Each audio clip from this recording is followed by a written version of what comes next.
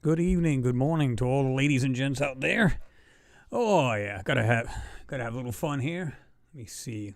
Let me check my. Let's see. Okay. Check my audio here. All right, we are working. Let's go ahead and check that. Oh yeah. Bumped it up to about 70. It seems to work pretty well. There you go. All right. Let's see. I see everybody's jumping in there. Let me move the screen in here a bit more. All right. There we go.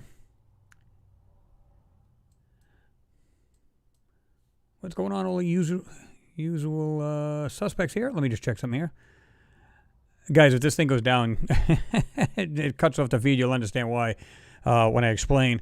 I was just prior, about an hour before getting on here, I was doing some overclocking on this computer.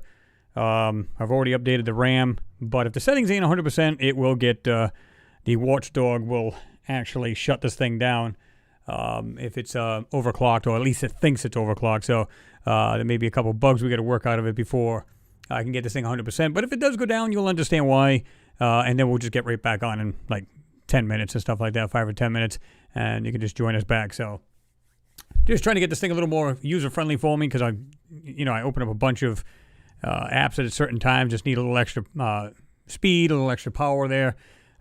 Anybody who knows these things knows for a fact, I don't care if you're just a simple gamer, you never leave. You're either going to update your memory, and you're going to overclock, or at least bump up your CPU a little bit. So that's going to happen, you know what I mean? It's not that the computer's junk.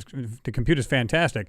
The problem with it is that the second you start using all kinds of apps, you've got all kinds of things running in the background, which a lot of people don't understand. Even if you're not using a particular app, it still runs in the background, and it's ready for you. So when you click on it, boom, there you go. So, yeah. Let me get some... Oh, there we are. So, yeah, so we're just trial and error here. We're not going too crazy with it. We don't want to see smoke come out of it. So we're doing what we can to just a little extra love out of it and get it running good. We went from, thanks to you guys for your support and all that, went from 16 gigs to 80 gigs of memory. Give it a little extra love there. And then we just went into the BIOS, just, maybe set it up a little bit. It is a gaming computer, so try to get a little extra speed out of the CPU. Nothing too crazy. We don't want it to blow up. We just want a little extra speed. So. But if it does, because it already showed a blue screen of death on mine, not the blue screen of death, but as far as the overclocking watchdog, they call it, it came up on me earlier. I'm saying, oh man, I don't need this crap right now. So, yeah, lots of fun. So we'll just play it by ear. Clerks 93 is in there. Mimi Reacts, good evening. Good evening, Renee. Kyle Harvey's in there. What's going on? Mike Knapp, yeah, and that's the reason why I was late here, guys. I was even later than I typically am because, like I said, I was just trying to finish this thing up, trying to get it in there, and I'm like, oh, man. So, yeah, we are here, though, but we'll just see what happens, and if it glitches up and stops the feed, you'll understand why. And like I said, I'll try to jump right back in there in 10 minutes, 5-10 minutes top, so just so you guys are aware. Mike Knapp's in there. Good evening to you, Mike. James Dixon's in there, and James Cragen, what's happening? CSI Mel, what's going on, CSI Mel? Renee Cruz, Michael Bailey's in there. Okay. What the hell was that? Oh, little soundbite thing. Let me see. Miss Haird's in there. What's going on? Let's see. Martin Lucas is in there. Martin Lucas says, hey, all, made it this week. Managed to leave work early. Awesome. What's up? Kyle says. Ricardo Petrazzi says, and we are live. Hi. What's going on there, Ricardo? Good to see you in there. Cameron Davis. Question was, how are you, Chris? I'm doing good, Cameron. I hope you're doing well. Mr. Corey's in there. Mr. Bush Corey. Tony Gibbs is in there. This thing actually jumped on me, so now I got to actually go backwards on the screen. Love it when it does that. Let's see. Equalizer's in there. What's going on, Equalizer? He's in the house. No doubt. Overclocking, naughty. Slightly. You know how like some people go buck wild on this stuff? I'm not looking to do that. It's like the way I look at it, my analogy is like having a car that says 120 on the speedo and trying to do it 120 speed at all given time. The car's not made to do that. Neither is a computer. This is the reason why people have a lot of problems with it. But like I said, if it does glitch up on me, I'll just go ahead and just set it back a little bit more and more until it runs smoothly, and just get a little extra speed out of it. And that's pretty much it. So that's it. Nothing major. I don't game, so I don't care. But I do multiple things, and I needed to, just do what it's going to do. In between, a slight more speed on the CPU and 16 to 80 gigs of RAM. You can at least multitask and stuff like that. It helps. So, and by the way, guys, that's because of you for your support. Everything helps. You know what I mean? Because it's, if it'll help me get out better videos and get them out faster, so on and so forth. A lot of people don't realize that when you're actually editing and then processing, it puts it together. If it takes less time to do it, it gets up there faster. Now, this week we only got the one video, but I was actually looking at this photo for a while, and I was just like, wow, this thing is insane, the amount of stuff being covered. That's why that one, it took me a little bit longer, meaning it was only one video as opposed to two, like I try to get out. Sometimes three, depending on how many, we can get through real quick. And, of course, work. But, I'm going to try to be hitting them at least two and maybe three in the following week. So we'll just have to see what happens. A3 Anomalies is in there. It says, good evening, everyone. Good evening there, A3. Let's see. Lonnie H is in there. Evening or morning, Lonnie? I don't know where you're at, but evening or morning, whatever it may be. Pat Morris is in there. Yes, TGIF. Speaking of which, I need to check something here. I got an app here for my job here. I just want to see how much I'm going to get killed tomorrow. How much work we're going to have. So, yes, maybe all the usual suspects are in the hizoo. Oh, no doubt. Let's see. Won't be too bad. Won't get murdered too bad. So, let's see. All right, I think we got caught up to that part. Tony Gibbs, like I said, I think I said hello. Oh, it's consistent. He said, hey, it changed my screen. Sometimes I don't get a notice as long as it's consistent. Oh, I see what you're saying, yeah. Okay. Douglas D's in there. I just tried having fun with my daughter at the store. It didn't work. She didn't want a lint roller, and as long for lighters are playing with fire. Yeah, that could be a problem. That could be a problem, no doubt. Mike Knapp, like I said, I think I said hello to you. John Pollitt's in there. It says, hi, Chris and guys. Hope you're all well from the UK. We are doing well. Thank you, John. Now, let me jump way down here. Daniel Vargas is in there. Hello from Brooklyn. What's up, Chris? What's going on, Daniel? Good to see you in there. Is the craziness still going on in Brooklyn and all of them other places right now? Is it still psychotic? I know the mayor's wife was saying everybody's on their own kind of thing. And I think there's only in, 4 or 5 boroughs over there. So I know they were having some issues there. I'm hoping it's getting cleared up a little bit. John Shop's in here. Hello, John. What's going on? Thomas Rogers is amazing. You can do that, Chris. I'm assuming you're talking about me messing with my computer. Believe it or not, like anything else, I mean, you want to make sure you do it right? Now, it's like me. All my cars I've worked on in the past, but they get more and more complicated. So, anytime I get anything, I look at like how-to videos and stuff like that, just to be on the safe side. And to people who have done this multiple times, so it's like trial and error. Things will vary, of course, from computer to computer, depending on. If it's an i7, mine's an i7 9700. The 9900 is the newest CPU out. Mine's a 97. So you got to make sure you do the right applications for it. And like I said, I don't know if I got the everything fine-tuned quite yet, and we'll find out. Because running this thing the way I am right now, I can tell you right now, I'm only using 6% of RAM, CPUs at like 8 maybe tops, and then dropping back down to 6. Before, if I was running this, no word of a lie, I'd be running 45% memory. So, yeah, that would get really glitchy on me, and that's not good. In fact, some of it was due to YouTube, but then every now and then you'd see me kind of skipping out. Well, that was because of my computer. So, when you got your recording /go live software, sometimes you'll have Photoshop open, different tabs. Every time you open a tab, guys, it takes, memory. It takes this. It does, you'd be surprised. You start taxing your computer. You can have a fantastic computer right out of the box. It doesn't mean it's going to stay like that. And I know a lot of people have seen that where you get a computer that's running fantastic and all of a sudden you start putting all kinds of apps in. Why is this thing so darn slow? There's a good reason for it. Well, between stuff in the background and other things you're running to boot, yeah, it's crazy. Miss here, thank you very much. I do appreciate you. Much love to you for your support, as always. And you guys are amazing anyway for any kind of support. You guys know that. Let's see. What's going on, Stig? Good to see you. And he said, hi, Chris and everyone. Hope you are all well. I am doing good, Stig. I hope you're doing good as well. Elaine Millard, what's happening? Hi, Chris and everyone. How are you all doing? Amazing latest video area in the center of photo and background reminds me of a slope walls of Abu Simbel. Yes. And I think you're not the first person that said that, too. Which is, you see all kinds of crazy things in there, right? And I just looked at another random one. I think you guys just seen the photo when I had it out and switched to this one here on the screen. It's the same one we're seeing, but more from the back. We seen that weird-looking structure way in the back, well, it looked like a structure. It's like this flat piece sticking out that's encrusted, and if you don't take a real close look at these things, you don't see them, right? All right. Ian, what's going on? He said, evening, folks. What's going on? Waving a hand. Clerks 93 says, payday. Oh, yeah, payday's always good. Payday is good. Got to have them Benjamins to get around. Let's see. Mike Knapp says, thumbs up, guys. Thumbs up. Whack it.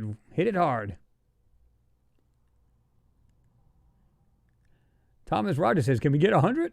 Oh, yeah. Got 102 watching now. That's awesome. James Craig says, Miss Heard rocks. Oh, yeah, she does. Philip Wethington, what's going on? Good to see you in there. Let's see. Bernard Conklin, I'm sorry. How close to Cydonia is this latest rover? I think the latest rover is pretty far away from that area. And I don't mean like, on the other side of the planet kind of thing far. But check it out. You can actually put, if you Google it, you put landers and rovers. You can put locations on Mars kind of thing. And what it'll do is it'll bring up a map and it'll show you all of that. And you'll see like Cydonia region. And like I said before, you'll notice that a lot of the landers and rovers are, some are just west and most of them are south of that area. So interesting enough. So, well, if you look at that, it'll show you exactly where it's at in relation to like the Curiosity, the Sojourner, Spirit and Opportunity. So you can get a better idea just how many are there and position they are on Mars, right? Let's see. Philip, he said, long time no see. Just been busy. Nothing wrong with that, brother. Nothing wrong with that at all. If you're doing your thing, family thing, working thing, kudos. That's all that matters. James Vavrick, he said, Jersey Shore in the house. Love your work, Chris. Appreciate you, James. I hope you're doing well over there in Jersey. At least it's starting to warm up, right, guys? Can't argue with that. Even at right now, present time, it's 61 degrees. Yesterday was like 73, I think, and the prior day to that was, I think it hit 74, 75. So we are not complaining. Spring is in the air. It's getting there, but we'll have some cool week coming up this time. It's a little teaser. But I don't know about you guys, but we heard like, I don't know if it was a European model said something about we might get whacked with a storm in like 2 weeks. It wouldn't surprise me, right? We've seen snow in April at times, so wouldn't surprise me. Fingers crossed that spring will win out and Earth will tilt a little faster and solve that problem, right? Jean Ward's in the house. What's going on, Mr. Jean? Hello, everybody, he says. Good to see you there, Jean. Let's see. ADX Venom's in there. Got that interesting look. Let's see. Oops. Hate it when it does this. Wild Mountain Bear's in there. What's going on? He says, hi, Chris. What's going on there, Wild Mountain Bear? Let's see. Olin Creel's in there. What's going on, Olin? Let's see.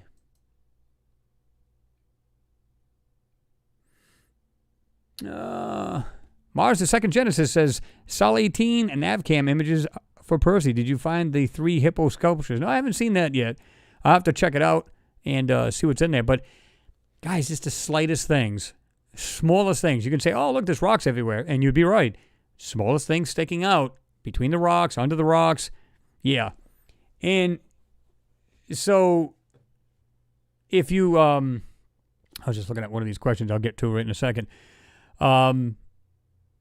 If you look at these, some of these things are like encrusted. Like, in other words, it's been in mud, and now, of course, it's subsided a little bit, and you can see these things sticking out, right?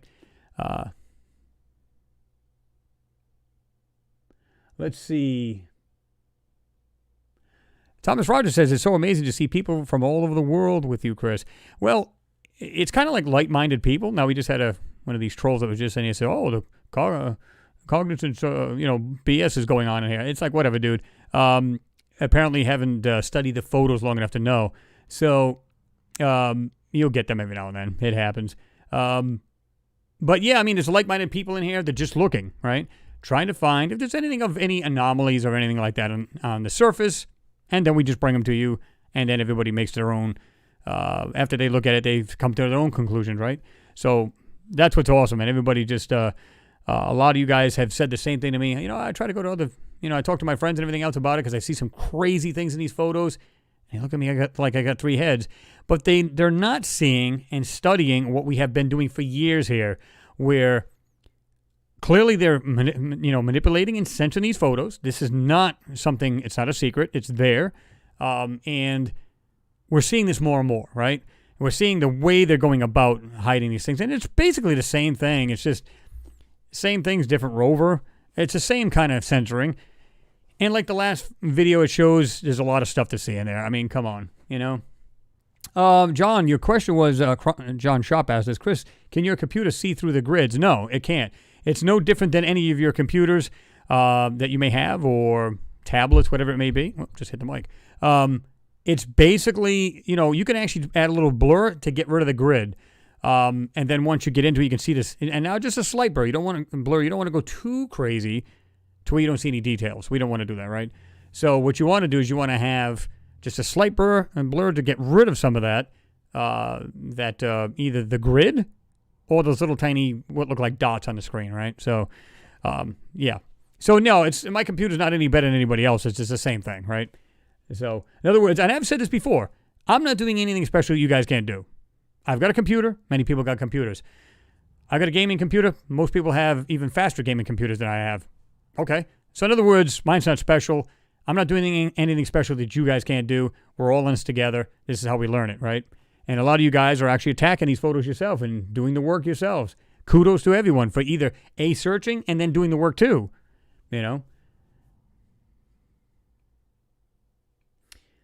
Nathan Bond, what's going on? You said your question was, why doesn't NASA just come out and admit the fact that it has been inhabited? Interesting, and I've got, I hope I still have this tab. Let me see if I still have it. I probably don't, and I don't know what I did with it. But there was one, and darn it, I wish I had it. If I have to, I'll do a video on it, just to show you guys real quick, and then go on, because somebody had sent me one and said, hey, Chris, I got a PDF for you to look at. And it says that they're talking about the power source on Perseverance, and they're talking about what different things that it can do and what it's capable. And one of them was talking about the instruments, how it powers the instruments, and that they're looking for clues in a habitable part of Mars. Wait a minute. Why didn't they word it could be habitable or once was habitable? Let's say an inhabitable zone on Mars.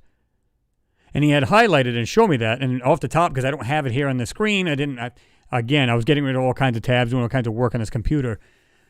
When it went like that little watchdog kind of thing on me, so it got rid of the tab. But I will bring that to you in the next video just to show you real quick, because I find that interesting how they say, they're looking for clues in a habitable part of Mars. Wait a minute, I thought it was inhabitable. I'm confused. Anybody? I mean, what?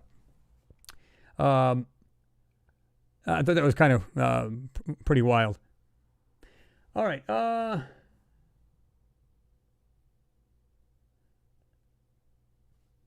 Let's see, John Bremner, I'm sorry. Did you watch my videos yet, Chris? I had a while back when you first mentioned that to me, and I don't remember. I'm going to have to go back, to be honest with you, John. I'm not going to lie about it. I did see them. I did not get back to you because I don't want to say yes and then not give you the correct information. In other words, I'm going to give you an honest-to-goodness answer on that, so I don't want to, blow smoke, if you will. So I will definitely watch yours. I know you commented about that, and you said you haven't heard anything from me. I got a ton of these things coming in, emails, photos, you name it. So I try to get to everybody's. I'll even on the comment section, you'll see me do like a thumbs up and, like a heart. Like I did read it. So you'll acknowledge that I did at least see that. Now, I definitely have to check them out, though.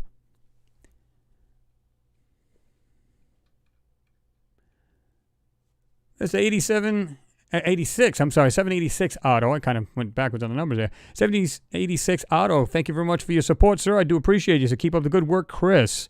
I do appreciate it. Let me make this thing bigger. No wonder why. Just realized this thing's actually smaller than it usually is.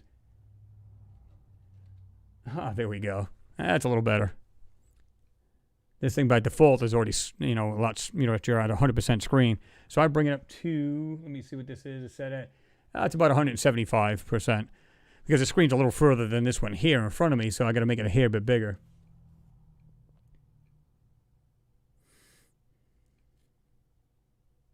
Nacho Libre's in the house. He said, did you see the interview on Project Unity with John Warner? No, I sure didn't, Nacho. You got a link to that? Drop it. We'll check it out. Leslie Warren, he said, Chris, been very ill, a bit better, so miss you all. Found so much wrong with the new pictures. Load of lies. Big hugs to you. Well, I'm hoping you are feeling better, Leslie. I'm sorry to hear that. It's when you're under the weather or whatever the situation is, it sucks. I can, believe me, I know. So I hope you're doing better, a lot better now, and it gets better for you. Glad to see you back in there with everybody. Again, Mr. 786 Auto, thank you very much for your support, sir. You are appreciated. Let me see. I won't buy this thing jumping again. Hold on. Sean, what's going on? He said, hiya, Chris. I trust you and your family are well. I like to be able to enhance images in the same way you do, and I was wondering which editing software you use. I use Photoshop CS6 Pro. CS6 Pro. Now, you can get the older versions for free. And I think you can get GIMP, which is also another enhancing software. It just doesn't have all of the features that Photoshop has. But as far as free ones, you can get the older Photoshops for free and GIMP.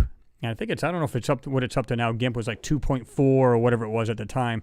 And it's been a while since I've used it, so it may be somewhere around there, so you can check that out. Good evening to all the thumbs down, the 2 thumbs down. Much appreciated.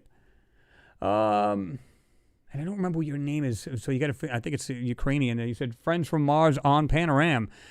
Yeah, some of you guys have mentioned about well, you see like either people figures or something like that on the latest video. And I got to be honest with you, some of you guys have said, hey, this kind of goes and coincides with when we said these, when people say that these people may be a lot smaller than we are on Mars or whatever it may be. And, when you see these things, believe it or not, I know you guys were saying what you thought these things were, right? What is crazy about it is you can literally walk up to these things and they're no bigger than up to your waist. If we would assume, and we know what happens when you assume, but if we would assume that the rover is just outside that frame of that photo, keep in mind the mass, when it's fully extended up, is only 7 feet. So if you're on the average between 5'8", 6'2", somewhere around there, you can literally walk over these things. They're literally laying in the ground in front of you. They're not super large. So is it possible that these things are just parts of something that was once there?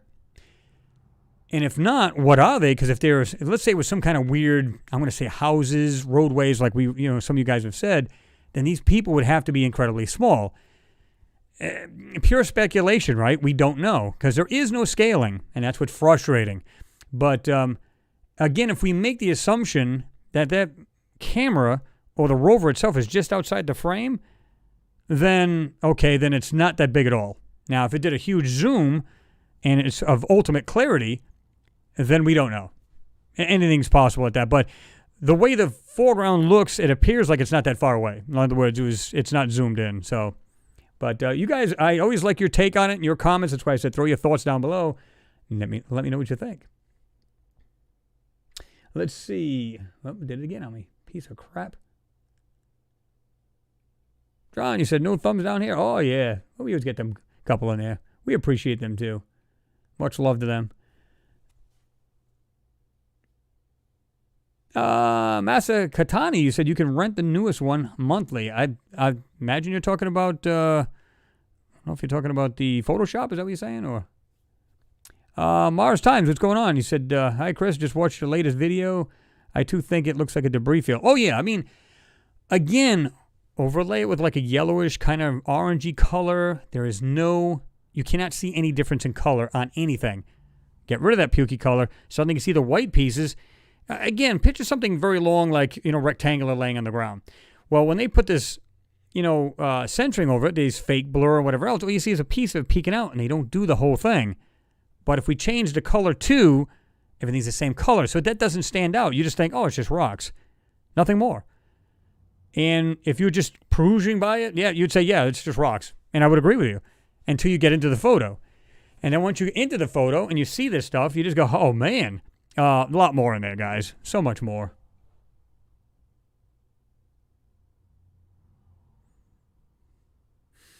Leslie Warren, you said, thank you, Chris, for improving. And thank you all. Thank you all. So glad I'm back. Well, good to have you back. Yeah, 786 Auto, you said, thumbs down, has a friend today. Yeah, we always get those guys. We love them too, man. It's all good. Barder M took a photo of the pic. I downloaded at NASA and cast it on my 40-inch wall screen and eyeballed it on the phone with magnifier. It's effective and new method I use works okay. Yeah, I would imagine that would work. That's sweet. Anything that'll work for you guys is all good. That's the way I look at it. Okay. Oops. Get rid of that. We don't need that. All right. Oops. Love it when that happens. Thomas Rogers said, don't get the thumbs down, people. Why come here? They love hate and discontent. For whatever reason. Like I said, it doesn't bother me that they're here. In fact, I just thank them.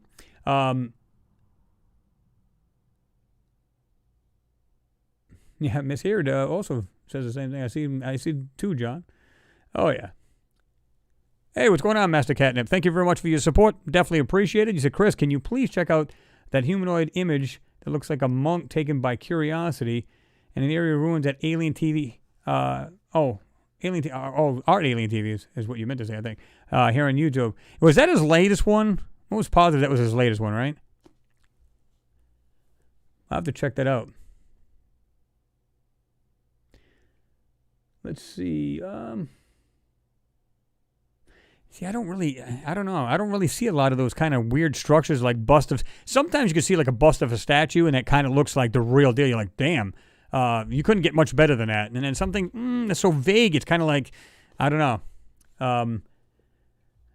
Like I said, maybe because I worked in machine shop and worked on my own cars in the past, that I'm just like wired for like mechanical stuff, like I said in the past. So I don't know. Who knows? Maybe people are more people. You know what I mean? People person. Maybe I just see people. I don't know.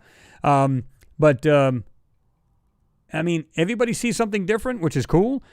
Like some people say, I see a whole bunch of humanoid figures or whatever, and some people say, no, I see nothing but this.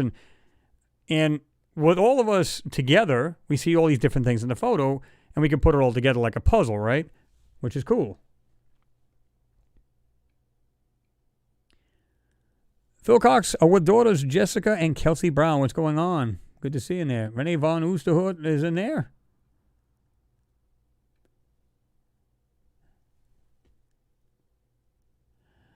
Marcel Seifert. I'm probably butchering that last name, so forgive me if I am. I don't mean to. Let me see here. Clerks 93 is a good old plasma TVs. Those didn't last very long, did they? I think it's because the tubes were burning out on them things. Not good. they had the actual tubes in there because of the gas and everything else. And they didn't last very long. Let me see here.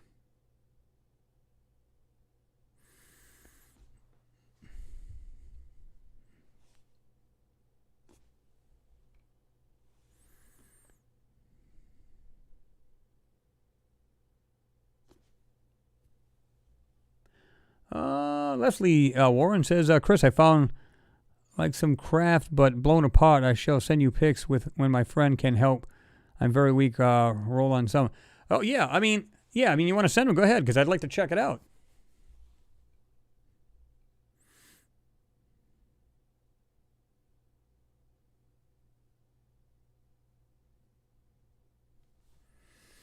Gary 420's in the house. What's going on there, Gary? Good to see you there.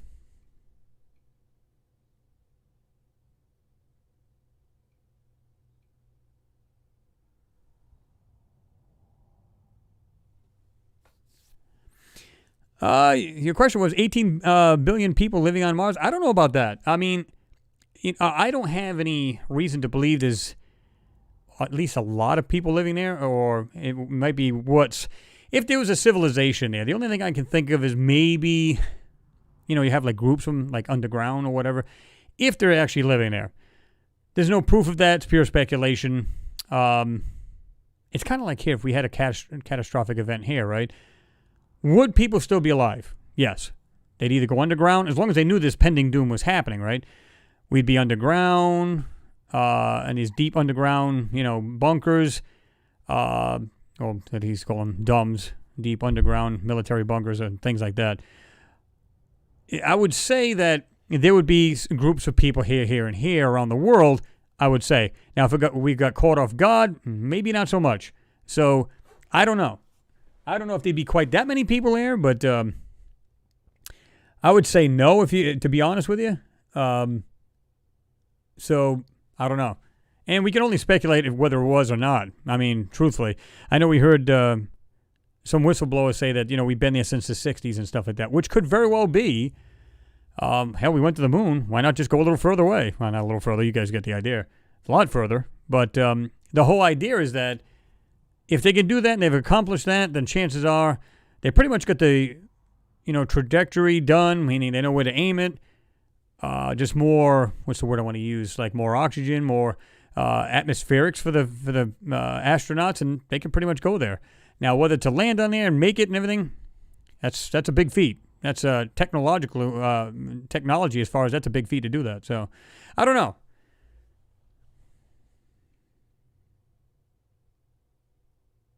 Let's see.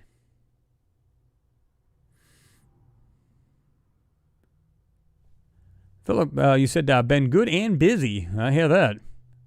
Definitely been there. Allwell's Bud, you said there's plenty of statue stuff in the Gigapan at Aristarchus Plateau vid you did. Oh, yeah. There's a ton there, man. I'm just glad people are starting to wake up to a lot of this stuff that's on the moon, on Mars and stuff like that. A lot of stuff's being hidden. And because, a lot of the moon stuff, we're not doing as much because a lot of it's been done. Now, I'm not saying there's still tons of pictures to do, which we're going to be doing soon. But with all the newness, if you will, coming out with the new, Perseverance rover, all kinds of stuff. Yeah. I mean, so that's the hot thing to jump on right now. So that's what we're pretty much doing. But we'll definitely be getting back to the moon stuff as well. So, yeah.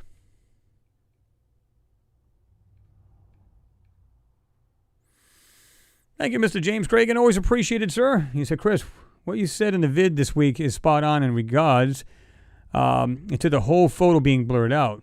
But there is plenty to see still, and especially along the ridge line, structures, mechanical, etc. Oh, yeah, I mean, you could see them. I mean, even without enhancing, you could see like that square areas on the very right side of that photo. Again, if you were to picture the ground, just random rocks, like anywhere you go here on Earth, just rocks, that's it. Then how are we seeing stuff that looks like it has a purpose, like it's been made? Squares, rectangular pieces laying there. And along that ridge, we see them other squares and things connected. Is that normal to see in a ridge, even if it's a small little hillside, and that was filled with water at one time? I don't know. some of you guys had said that looks like this like platforms are up in the air, might even have feet on them, and that's why they're up in the air. I don't know. But it would make sense if there's like a little bit of a lake there, a little bit of water there. Makes sense. I don't know.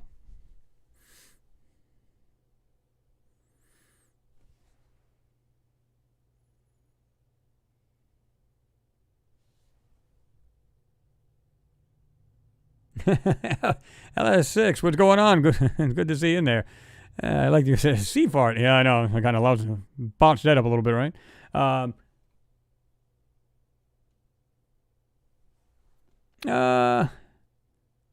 Let's see. I guess it's Giuseppe D'Angelico. I'm sorry if I'm botching that up. He said, brilliant channel. Keep it up. I appreciate you. Thank you very much. And if I am pronouncing it wrong, just kind of break it down for me so I don't want to mess anybody's name up and disrespect them at all. Let's see.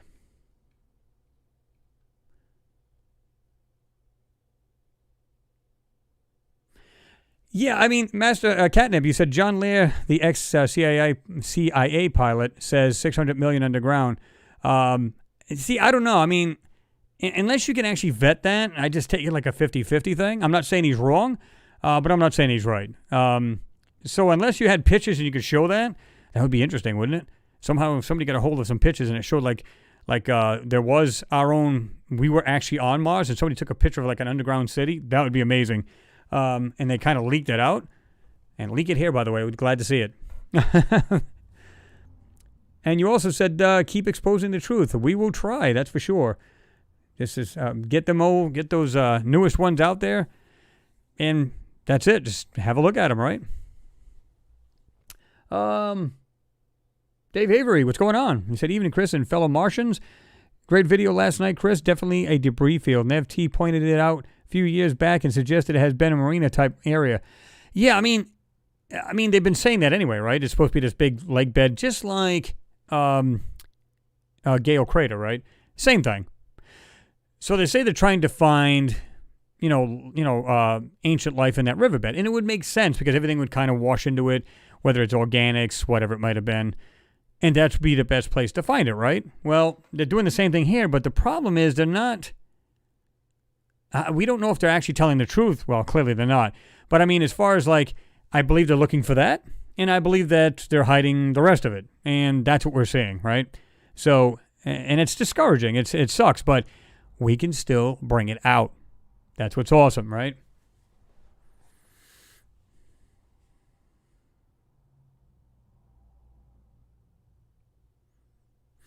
Leslie, you said, I agree, Chris, that this Perseverance is in a debris field. Plus, on one pick, I think we'll see land through Perseverance. I think they added it on. NASA did have a few picks messy a bit. Well, here's the thing. Again, you've got to look at it in like the raw form, right? Whether it be in cyan plate, black plate, different things like that. You can see where it literally brings out this manipulation and the blurring. I showed it to you guys. You can see all the blurring and the stuff that it's like in that ground itself, there was probably 20, 30% that was not covered. The rest was, or was censored in some way or form. That's pretty bad. But if you could cut through the blur and find these objects that are lighter in color and then use your dodge, boom, these things will pop out. And you can see there's pots all over the place. Now picture no blurring there, none of that censoring, what they're actually seeing there. Yeah, and keep in mind where the rover's at, it's just a tiny piece around it, right? It's just barely moving forward at this moment. So there's a lot more there to see. So we'll see what happens in the coming months. It should be exciting.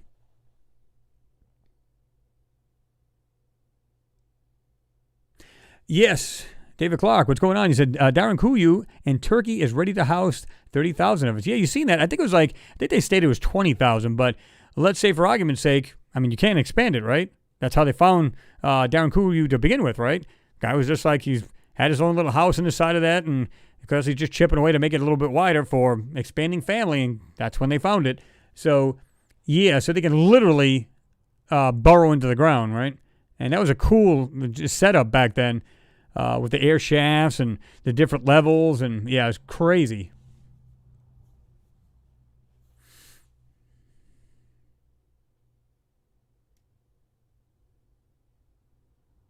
Giuseppe, he said, we all know NASA lies constantly and always cuts the feed. Yeah. I mean, how many times we've seen that with the ISS, taking photos, all of a sudden you see something come into the frame and it'll say, well, we're switching to another camera or technical difficulties or whatever it may be, right? Yeah. Just happened to be coincidental, right?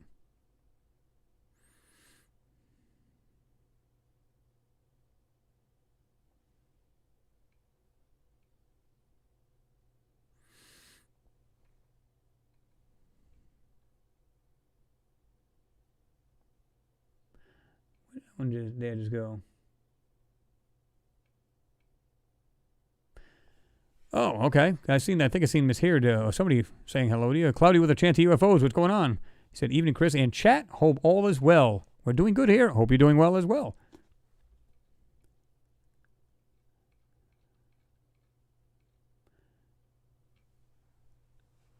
Giuseppe, thank you very much for your support. I do appreciate you. Thank you. That is awesome. Let me see. Mimi, you're saying, Chris, Percy is definitely on a recon. Yeah, I mean, it's the same story, right? They go there for a reason. Again, all these countries are going. All the higher-ups in each of these space agencies are all going. For what reason? It's a dead, frozen planet, at least, well, within reason. It's a dead planet, nothing there to see, nothing but dust. Well, if you go by what they're saying as far as, looking for like the building blocks of life or perhaps some microbial life that might have been either fossilized or is still alive, right? It goes much deeper than that. When you analyze these photos, it's much deeper than that, right? We all know that.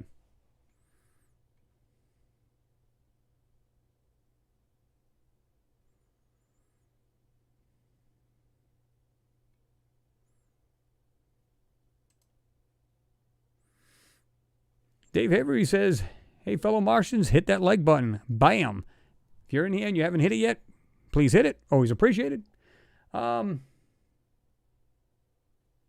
East, what's going on? Good to see you there. I said, glad to come online and place on the internet where people actually remember you. Being a part of the community as a regular member. Thanks, guys. Oh, yeah.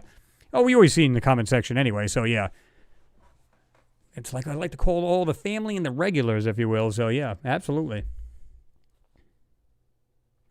Mackie Bolin says, hello from the Baltic Sea. What's going on, Mackie? Good to see you in there.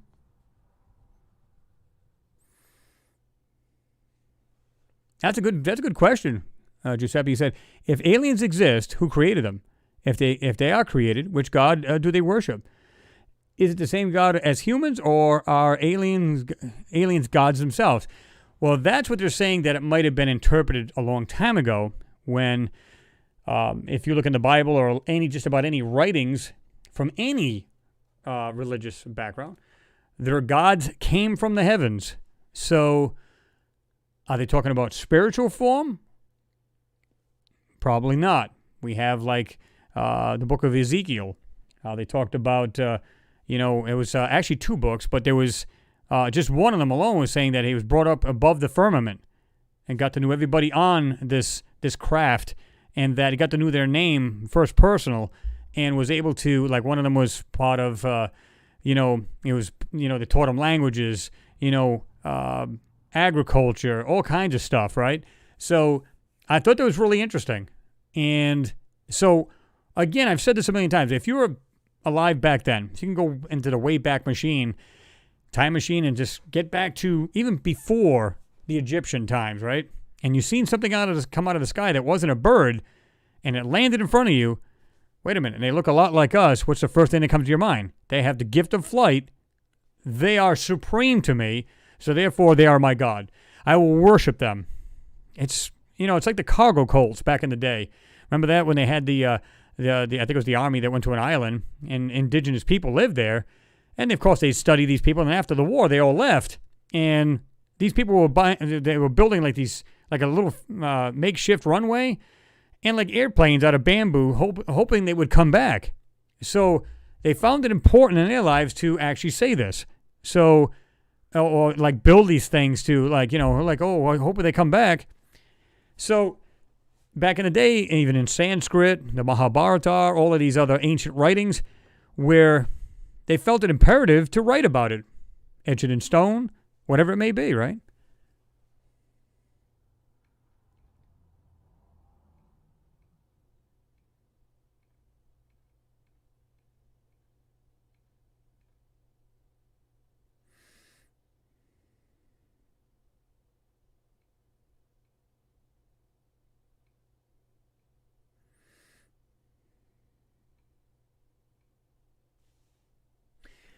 Let's see.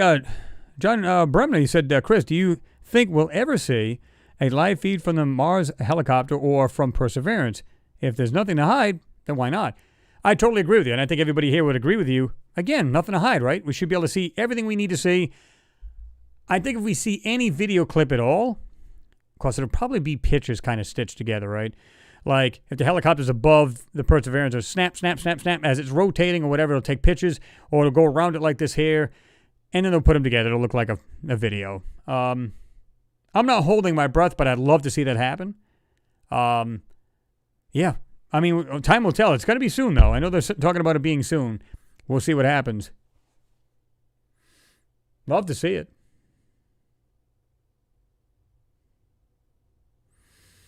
And I think as far as any snaps, too, any kind of photos they may take, it will be, if they move the rover to an area where it has nothing there to see on the ground, it would probably be a really clear photo. If not, they'll say, it wasn't that great. We couldn't take much of a good picture. Whatever the reason may be, right? Or it'll be completely doctored around the actual rover. We'll have to see. I'm curious, too. You guys are just as curious as I am, if not more, because I'm the same way you guys are. I want to see what's going to happen with this. I truly do. And I know they said that the rover's already starting to move forward and backwards, testing all of its tools and everything else. So it's going to find an area where it's nice and smooth. It's going to stop, drop the helicopter, move out of the way. It'll and if it's anything like the DJ drones, say that 5 times fast. It'll have its like X marks the spot kind of thing. Like, in other words, you got to set a drone up with the coordinates. You got to tilt it this way, this way, till it knows its place. So it'll have its home or its zeroed out point where it needs to land. So it may do that, and of course, it's only supposed to go up and down, up and side to side, travel a little bit, so on and so forth, till it knows what it's doing, and they can get an idea just how long the battery will last, how much lift it can get, things like that.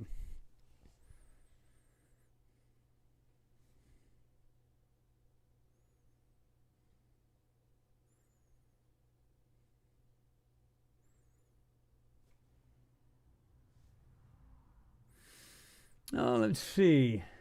H-Tross1AV, what's going on? He said, please, NASA is getting pristine video. We don't. I totally agree with you.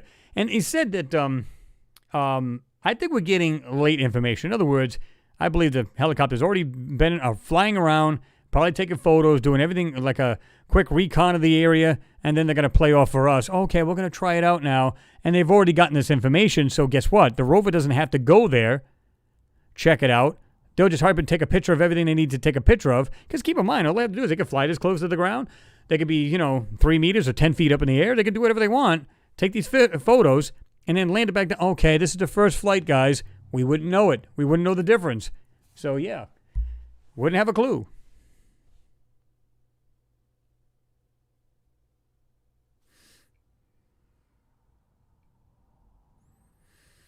Leslie, you said, Chris, I wish they would show the real picture, not blurred and completely blank. Out there, no detail, etc. NASA lied since they started, Chris. Yeah, I know. I mean, if they were on the up and up right from the word go. But I wonder if it's because right from the word go, meaning before Apollo missions, when they only had was the LROC photos, if that was too high tech or something we couldn't even fathom at the time, so therefore they didn't want to say anything. But now people are desensitized. They've lied so often that they don't know how to come out with it. Think about it. Way back in the day, we didn't really have technology like we have today, right? So back in the day, can you imagine the technology if they showed it to us and they were straight up and they say, well, man, they're far more advanced than we are. What would you think about your government? You'd be like, oh my God, they're much more advanced than we are. We would be annihilated. But if we outgrow their technology and then we say, oh, there was something, let's say they finally come out with the truth and they say, oh, it was older technology. It was just really sad. That we found this, let's say they say it just recently and if we know better and we can say, well, we've seen these photos before. Goes back to the 60s that you guys have seen this. Well, then clearly, they're full of it. And the technology was far more superior than what we had then. So this is probably the reason why they kept it secret all this time. But now we're getting technologically advanced. Now they're going, hell, and people are desensitized to this. What would be the point now? They're going to think we were lying all this time. True. Yes. Absolutely.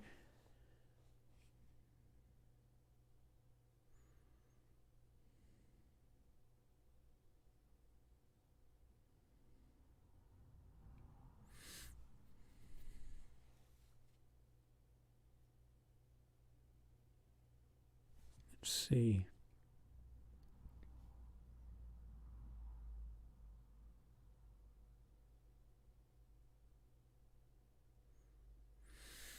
Anna Marie O'Connor, you said, yep. It says, winds me up how they think they can get away with this. To the average person, they do. Who's just, first of all, either the people are just not paying attention. I mean, they're not looking at the photos. They could care less. They have to put these photos online because people are funding them. Like our governments are funding them. They have to put these photos up. We are not the first ones to see these photos. We are probably second, third, fourth, whatever it may be. So after they analyze these perfectly detailed photos, probably 4K, maybe even 8K, perfectly, they can see everything with pristine detail, not like the garbage we're seeing. And of course, we do the best we can to bring the stuff out. But picture none of that. Completely uncensored. Oh, my God. I mean, so even a snapshot, even if it takes a while to download it or just upload it and then send it here to Earth, who cares? They don't care. They'll get it. They'll analyze it. Wow, look at this. Blah, blah, blah, blah. They know exactly what's going on. Let's just put it that way, right? So back then, it probably would have scared the hell out of everybody being in technology. But now, with everybody being desensitized. But like I said, the average person doesn't even look at these. Ask them about the new Perseverance rover with the photos. Ooh, they're nice coming down, right? No clue. You said, what about the other rovers? There was other rovers? A lot of them don't know. Or they'll go, yeah, I heard a little something about that in the news, but I don't know. And that's the end of it. And if it's other people are just like, yeah, I just want to see the pictures because it's cool to see pictures of another planet, they're just kind of looking at click, click, click, and they're off and they're going. They're not doing anything. So what's that tell you? Yeah.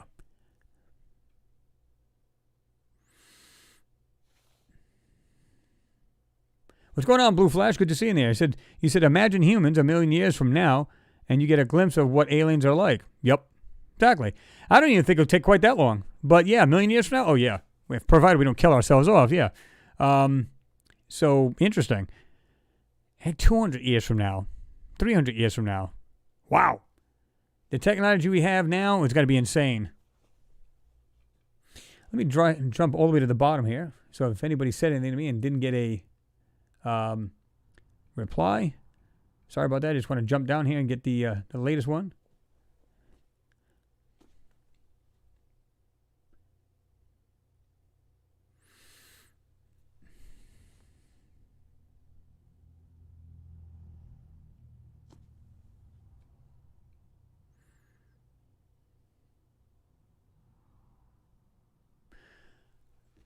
Let me see. Hold on. William Johnson, what's going on? You said evidence seems to point to a small race of beings. Yeah, I mean, it's like I explained in the video. Like, you can have, like, a lot of these things in the background, right?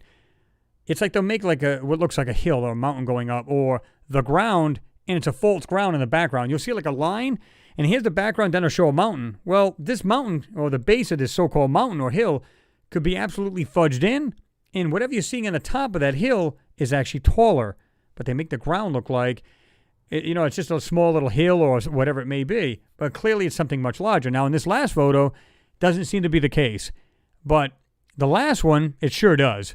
And a lot of these other photos, I should say, and there's a lot of Martian ones. It's just crazy. It's just the tricks that they play with the eye, and it messes with you big time. Like I said, look at the color that's on that photo. The raw one. quote unquote the raw photo. It's like a yellowish, goldish crap. I mean, what is going on there? Get rid of that.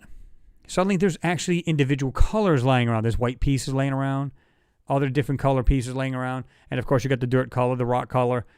You can actually see that. But mask everything over with the same color, you don't see these individual things sticking out. And that's the key. That's just one of the tricks that they play.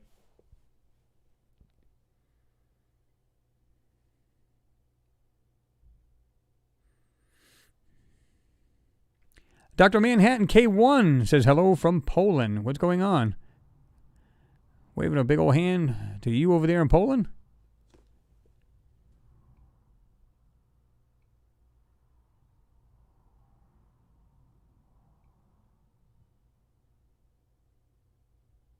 Giuseppe, again, interesting that you said that.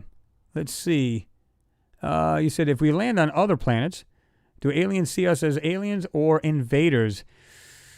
It depends. I guess if you were being aggressive and you're taking something off the planet that you should not be, in other words, you're just taking it whenever you just darn well feel like it, then that may not be a good thing, right? So I don't know. That's a great question.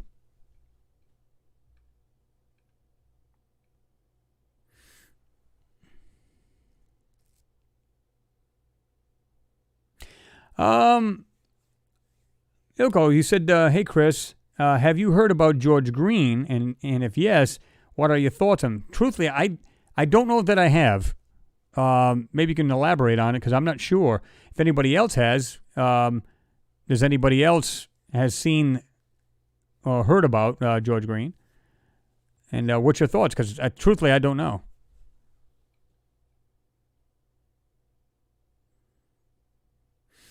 Leslie Warren, you said, Chris, I found many strange black specks like birds or insects in a new pic. It came out more with Photoshop. I just took the haze off, and there they were. Well, here's the thing. We don't know. I mean, I guess anything's excuse me. I guess anything's possible. You'll find a bunch of this stuff on there. We don't know if this is like dust or it's something that's on the camera, on that particular camera, and it's like there all the time. Because if you look at like a small pan that they do, right, you see it in like a section, and it's perfectly spread apart, regardless of the ground or the photo itself. You see, like, if you can bring out the actual stitch, because a lot of times you can do that.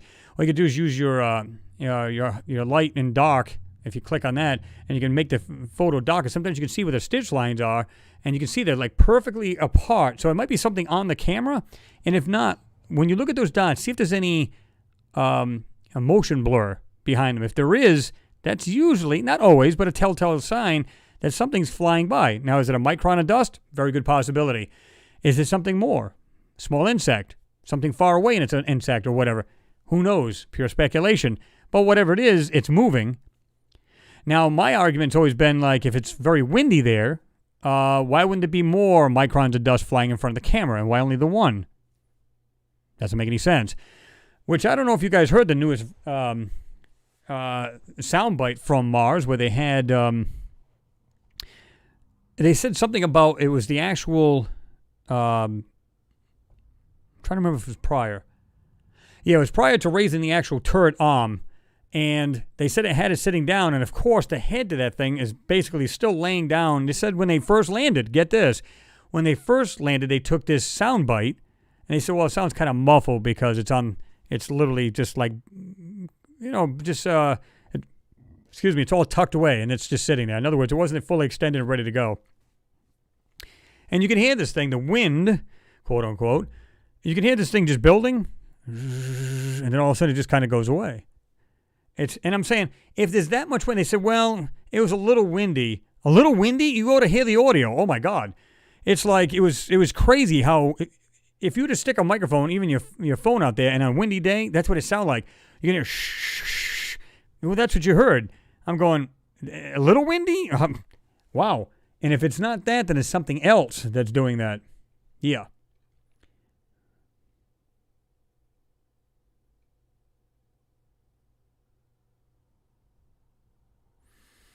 Let me get down back to the bottom here. John Bremner, he said, NASA never comments on anomalies. Well, they're not going to.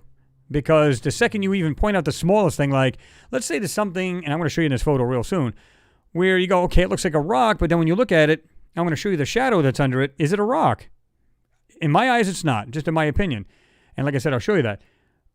If they were to say, well, this looks kind of tricky on this anomaly, people are going to question it. The last thing they want to do is get attention to it, so they're just going to just totally avoid it, period. And I don't know how many times I've heard people say, man, look at this stuff in the background. Why don't these guys go over there and check it out? You can bet they have. You can bet they have. Come on. All they got to do is move up to it or just zoom into it because it's got a telephoto lens on that thing. And if it's in pristine detail in photos, zoom in, pristine detail, they don't even need to go next to it. Unless, of course, they're going to use the turret arm because they can use, like, just instruments, or the arm itself just kind of move stuff aside and take a better photo, right? So you can bet they've checked it out. Just, yeah. Somebody said something about when are they going to send like what the hell was it, a lander or a rover to Cydonia region? And I told them, I said, listen, they may or may not have. We don't even know. But let's say they haven't. Well, let's say absolutely they haven't. You can bet the MRO with its high-rise camera has taken ungodly details of that area. They know it's there. Again, if they could take a picture of this desk with ungodly, detail, they can see anything on the ground, guys. It's not a big deal. You know what I mean?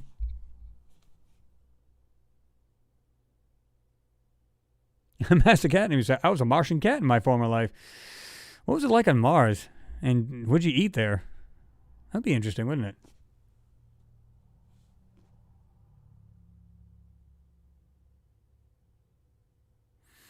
David Bradbury said, hi, Chris. I forgot to say I am on Devon Island. Great to be hanging out with you, and thanks. And thank you. Keep up the good work. Well, I appreciate it, David.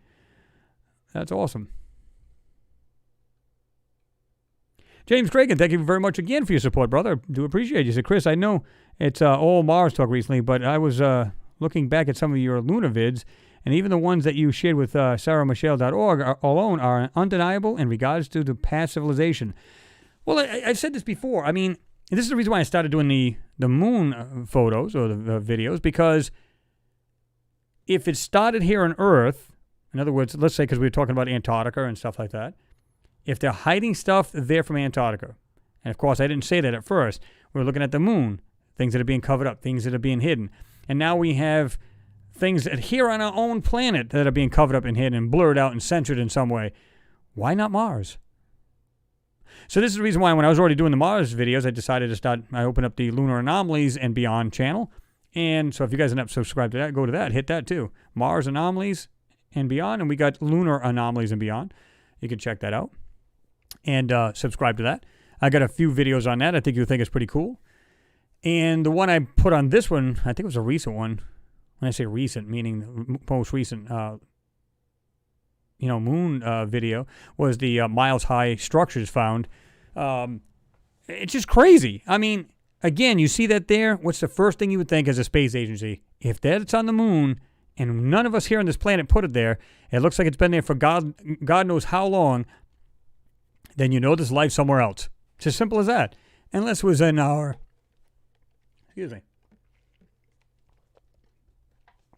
unless it was back in our ancient past, and we might have been more technologically advanced because we have had catastrophes on this planet in one form or another here.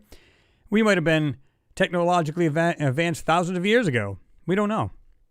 But something tells me if they're looking at stuff in Antarctica and it is melting due to the lava flows under the island or under the continent, then you could bet they're trying to get everything off that. Get an itch.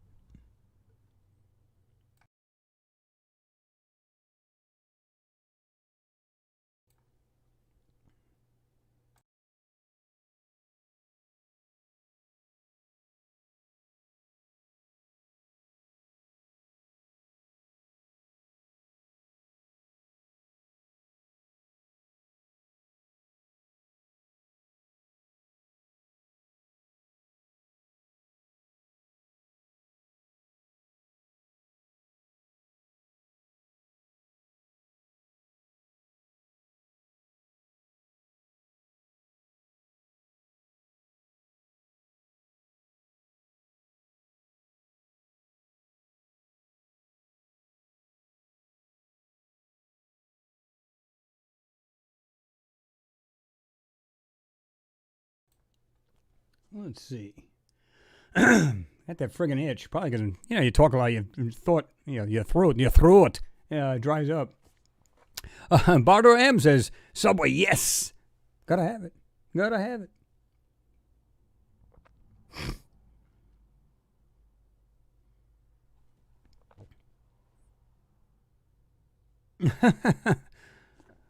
Chris, why are you promulgating the myth of Mars having a red sky with your desktop?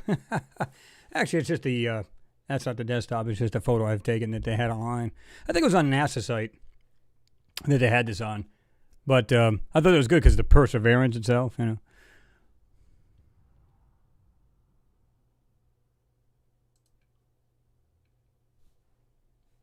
Let's see. Anna Marie said Antarctica is the most obvious secret. Well, I mean, there's been a lot of talk about that, and you name it, people have talked about Antarctica. It's crazy, right? But when you start seeing the photos, and I'm sure, I know, let me see. There's a couple of photos that were sent to me recently, and when I say recently, I think it was like a couple of weeks ago. There was some photos that, and it's pretty wild, and I'm going to get together with Julia, and we're going to check this thing out, see if she's got other photos in that area. She's actually really busy right now, so I don't know if she'll pop in or not, but she's really busy at the moment, got things going on in her life, which is, she's got to, you got to take care of it like anything else, like us, we got to do.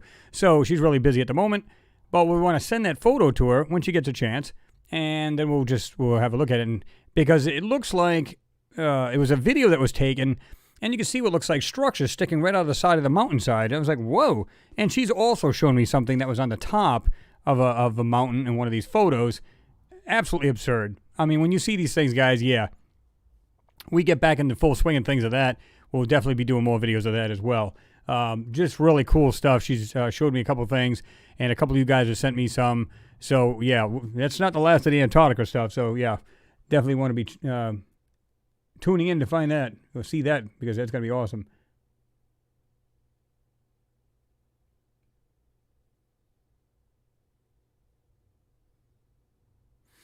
Let me see. Pete Ferrero, what's going on? I don't know if I even seen you sneak in there. Let's see. Blue Flash, you said, looks like Antarctica melting is our only hope of getting proper disclosure. Yes and no. I mean, the good thing about it, well, I don't think we'll ever see it, because here's the thing. Google will constantly fudge that out too, right? Like that, I went over that photo that I had done of that monolith, right?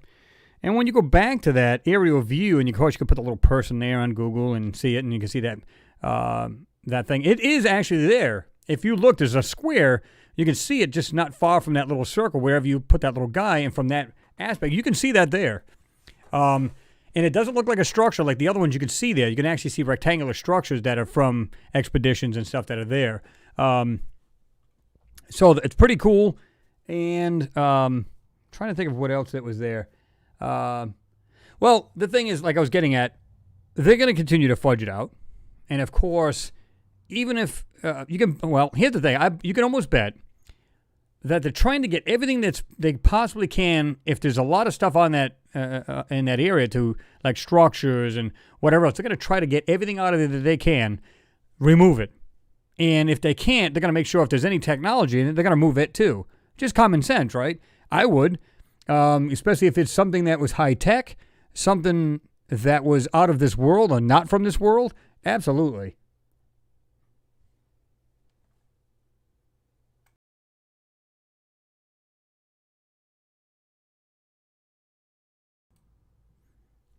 Mimi reacts. She said, Chris, we all know you took this picture when you visited Mars. Shh, Mimi, I told you not to say anything. I want my $50 back. God. You know the old saying, loose lips sink ships? Yeah, come on now.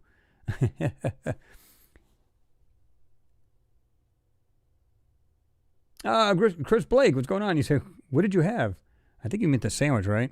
And the BMT. Good stuff, guys. Good stuff. Let me jump down to the bottom here.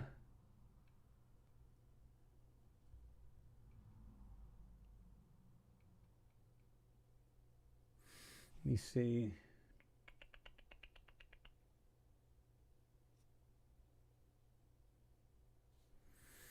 B, buenos dias, all. Well, buenos dias.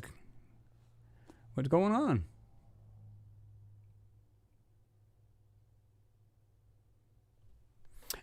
John Brumley said, how can people contribute using the iPad? I think it's the same thing down on all of them. Just at the bottom there where you can comment, I think it is, right?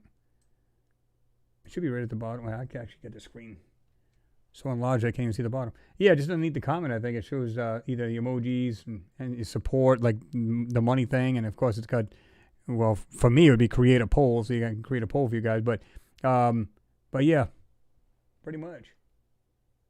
Oops. Okay, let me make that bigger like I had it.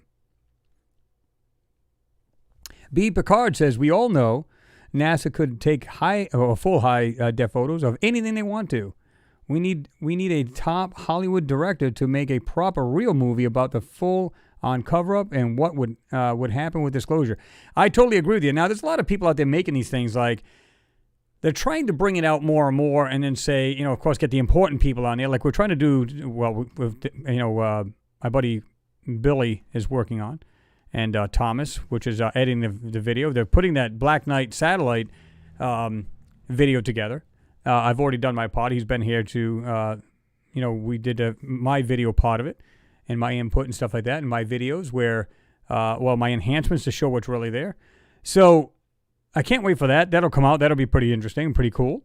They're going to have some people in there, and I think they're going to have they're going to have several people. I know one of them is supposed to be, I don't know if it's a scientist, or astrophysicist, or something like that. I know they're going to have Ken Johnston Sr. is one of the other guys, and several other people they're going to have in there. He's mentioned a couple, and he wasn't sure about a couple others. So, but either way, that'll be cool when it comes out. That'll be neat. Thomas does an excellent job of putting these things together. He should be actually a movie director himself. Pretty darn good stuff.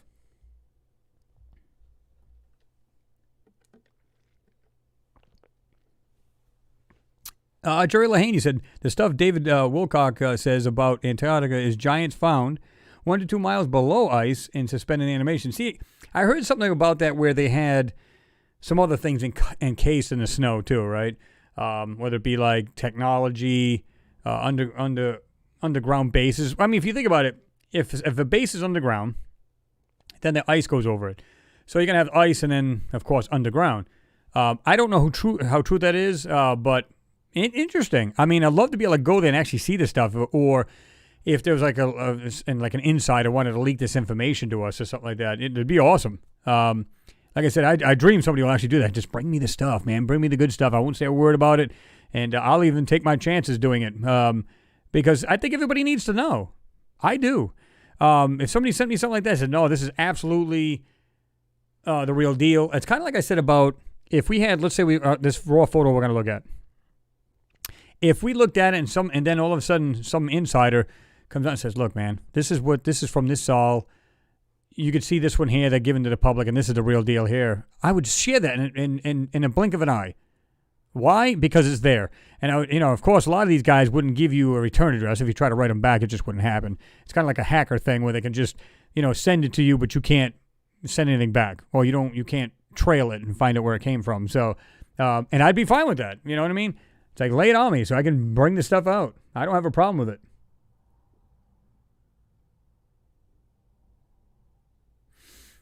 Robert Orr, Reed, and Nielsen says, best plan is to get all of the equipment of Antarctica, then back engineer the tech.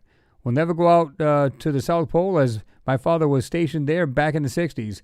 Huh. Yeah, that's cool. I don't know if he's ever said anything to you, Robert, about what was going on there, but there's a real old video there as well when they talked about a lot of these guys going out there, these expeditions, and what they do is they built like their basically like barracks kind of thing, right? For their equipment. They built it underground. They kind of like built structure and then covered it back over with dirt, and they've got underground, living quarters, and it was nuclear powered back then. Really, really cool the way they designed this thing. So, they've been there for years. And here's what really blows my mind.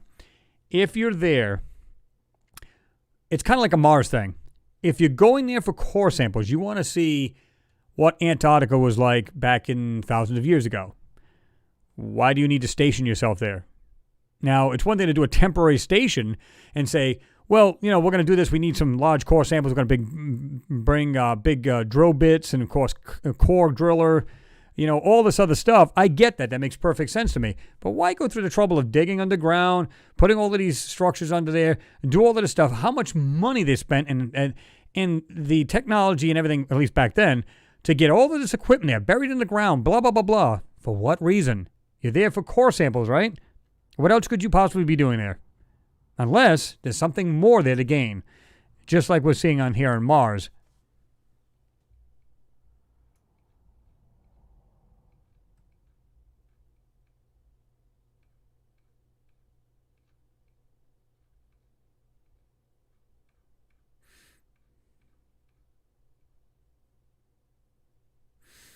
James Cragen, thank you very much for your support again. He said, Chris, I am not disagreeing with you.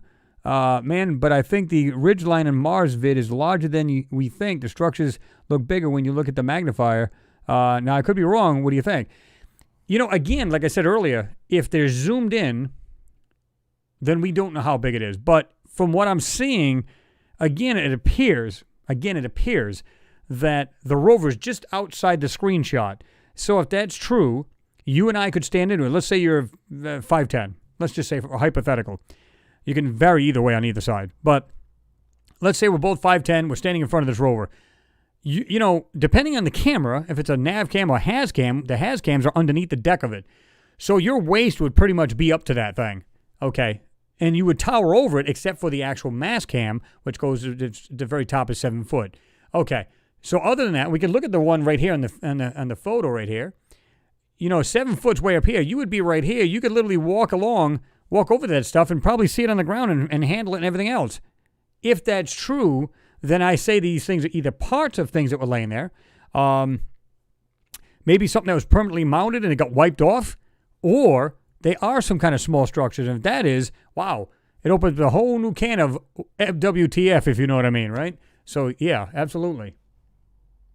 I don't know. Like I said, depends on the photo itself. Your Highness, I didn't even see you slip in there. Thank you very much for your support. As always, much appreciated. Keep it up. And 1, and 2. Oh, I'm just exercising with the pair. The exercising pair. What's going on there, Mr. Taff? Derek Baker? Long time no see, man. I hope you're doing okay and doing well.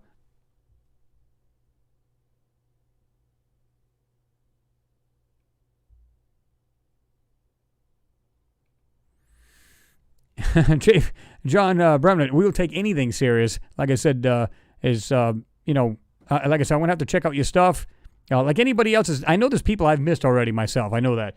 I can go back and I can find anywhere between 50 and 100 emails a day. It could be just simple stuff. Hey, man, keep up the good work. Or, Chris, look what I found.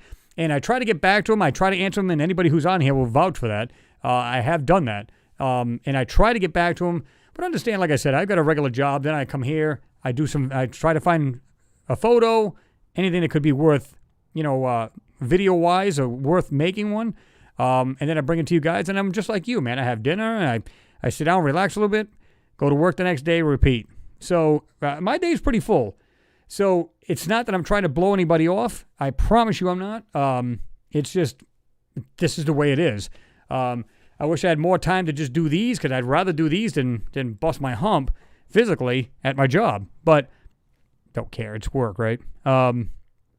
But I'd rather be doing these because it's a passion. It's something I like to do. So, but I promise you, it's not intentional.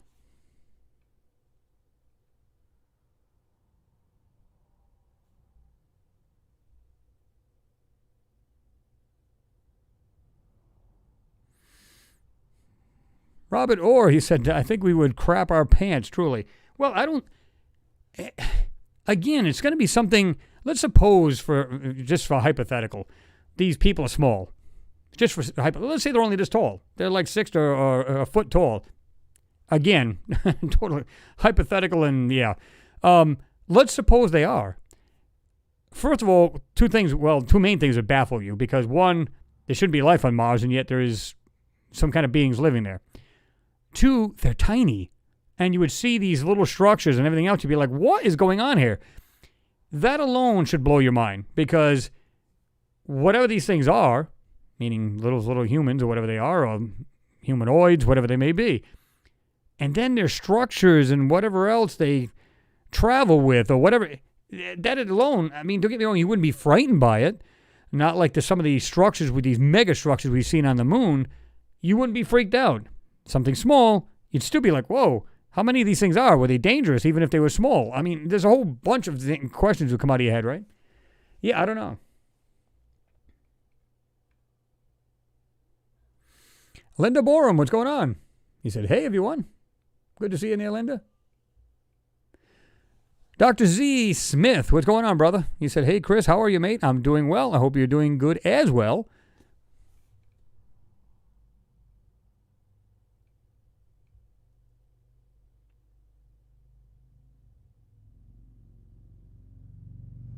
Let's see.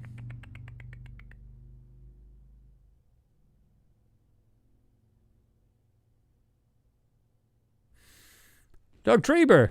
Triber. I think it's Treber, but I could be wrong. You can correct me if I'm wrong.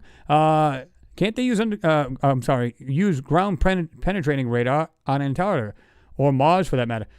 Well, of course, absolutely. And you know they have. Absolutely have. And this is how they're probably finding some of this stuff that's underground. And of course, that's some things that are underneath the ice. So yeah, absolutely. Yeah.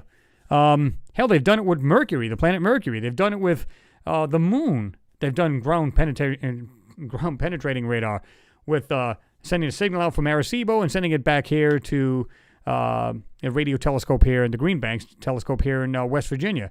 So absolutely they have. How do you think they're finding these things? Just like when they're looking at the more and more Mayan structures that are completely covered with, organic or trees and whatever else, dirt and everything else over thousands of years. Absolutely. If there's anything to see, think about it. I mean, if you were to, before you even set foot on Antarctica, because it's huge, it's tough to even get to it because of the distance, the cold, the climates, and everything else. So you want to radar image it first, and if you see anything worth the value or of any value, well, then you make the chance. It's kind of like the Apollo missions. The LROC going around, all of a sudden, oh, wait a minute, we've seen something that shouldn't be there. Get up there. Other than that, why would you, risk life and limb to go off planet, to go to the moon, just to get moon dust? Well, we wanted to see how old the rocks are on the moon. We want to see, okay, I kind of get that, but that's not the main reason. Come on. Because if you really think about it, you could just send a robot to go there, gather it, and then come back to Earth. Couldn't they just do that just as simple as that? I mean, they actually had a manned craft go there, so why not say, okay, have a lander go down, just grab a whole scoop full of a couple of stones and soil or dirt, and come back with it? Wouldn't that been just as easy? No chance of losing life? Wouldn't that been just as easy? No, we got to send people there. For what reason? Yeah.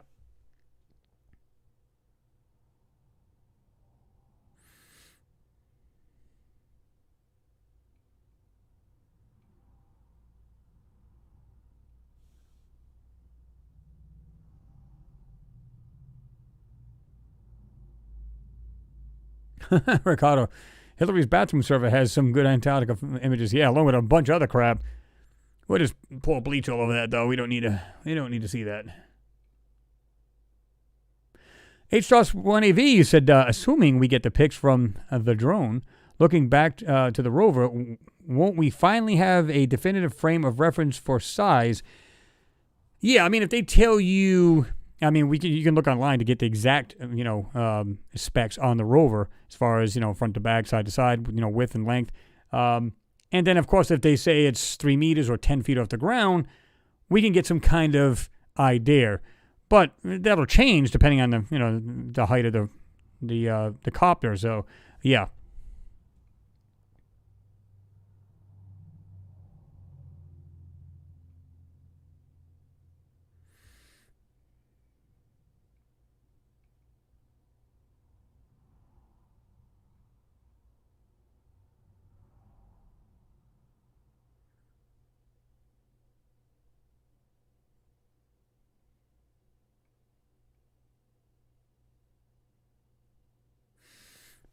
Oh, let's see.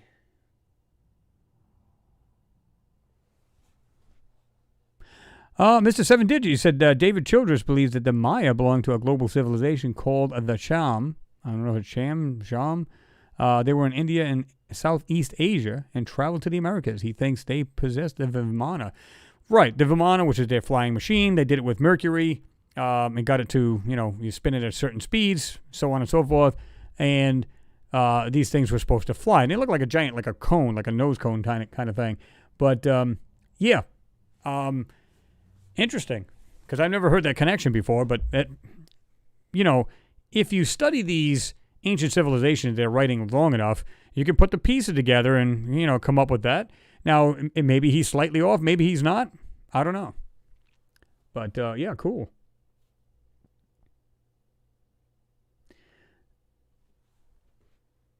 Yeah, that was also sent to me. I'm glad you said that, David Maslin. You said, what's your thoughts on news that Russia and China are going to build a joint moon base?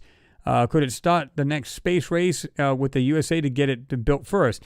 I heard that too. I think it was it was Julia that sent that to me. One of the links, or a friend of hers did, and I find it interesting because at first it says something about a space station, and then I heard it was a base. So yeah, I find that really interesting. But again, the assumption is pretty much accurate, because when we look at these, whether it be ESA, NASA, any of these three-letter space agencies, if we look at them and we assume that they have a higher tier, meaning the black budget kind of thing going on, like this, the higher-ups, then it would be nothing. They're all working together, so these guys decide to take it on, meaning Russia and China decide to do a collaboration and get together and do this, whether it be space station / moon base or just moon base, whatever. Then they're all in it together. So whatever their findings are, USA will be aware of it and vice versa. So whatever NASA's doing here, everybody else on these higher ups, these black ops kind of thing, will know this too, right? You can only make that assumption if they're all working together. And from what it looks like over the past years, I've been reading up on how they do this and how they're going about and how they manipulate their photos just like we do here, meaning NASA and JPL, then why not? Chances are they're working together. Why are they going out of their way to hide it? Why don't they go, United States is hiding this from you guys. Look at this crap. This is what we found. Or vice versa. Well, China's been up there. They took some photos, but this is the real photo, guys. They're not doing that. They're all, not one of them's doing it. They're all working together kind of thing. So, yeah.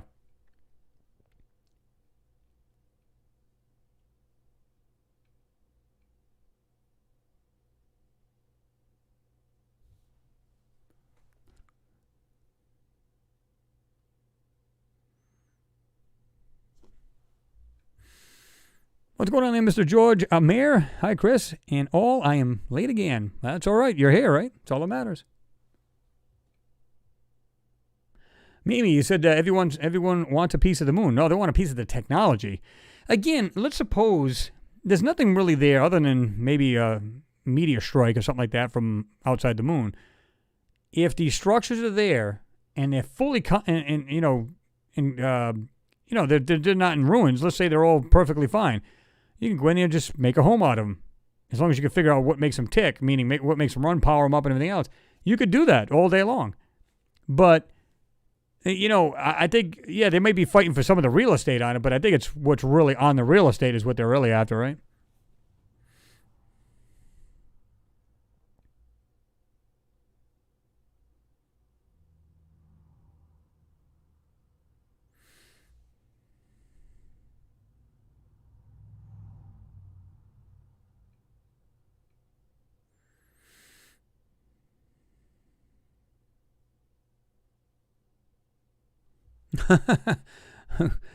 Mr. Craig McDonald says, after the 2020 and the election, nothing could make me crap my pants anymore. Yeah, just all the shenanigans and all the crap going on, right? Yeah.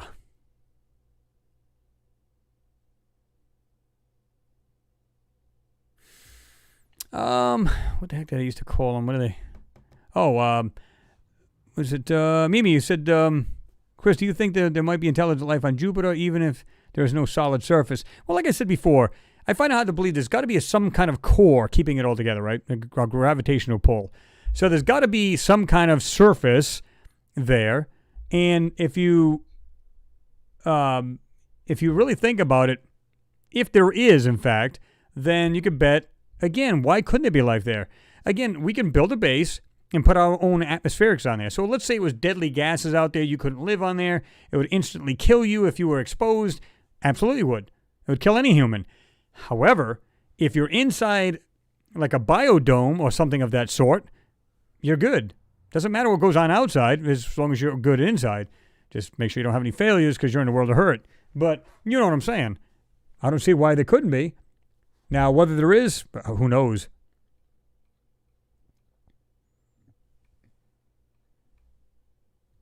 Mr. Brian Norton, been a long time since I've seen you. Thank you very much for your support. I do appreciate you, sir. What is it? Okay. Yeah, appreciate you. Let's see. Cartervin McGee says, do you think the U.S. is already camped outside the dome up there? You're talking about the moon, I assume, right? I don't know. But you can bet listen, I've said this before. If you're talking about the moon, I don't think we ever stopped going. Come on. You know, again, you can retrofit any of those, the shuttles we had back in the day, because we did go outside or inside the lower atmosphere of Earth, and that's how we built the ISS. We brought up modules. They put them in the actual loading bays. They put the modules in there. They brought them up piece by piece. We're able to do that. What if you could just retrofit it, because you got plenty of cargo space, retrofit it for more oxygen, more atmospherics. They can just go to the moon, land down there, because it wouldn't be a hell of a gravity pull, so you can land there with ease. You could take off with ease, because there's nothing to really pull you down, and you can come back with no problem and re-enter the our atmosphere just like they did. Well, they weren't totally out of the atmosphere, but now that we think about it now, the new information, we've heard this, about a year ago? Well, it's longer than that. Where they said that even the moon now seems to be in our outer atmosphere, outer, well, yeah, I guess the way they put it too. Because that's where they were trying to figure out. I'm trying to remember exactly what they wrote.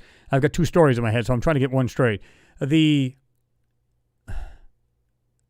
We've got the upper atmosphere and the lower atmosphere, and of course we've got outer space, and of course just in the, basically inner space.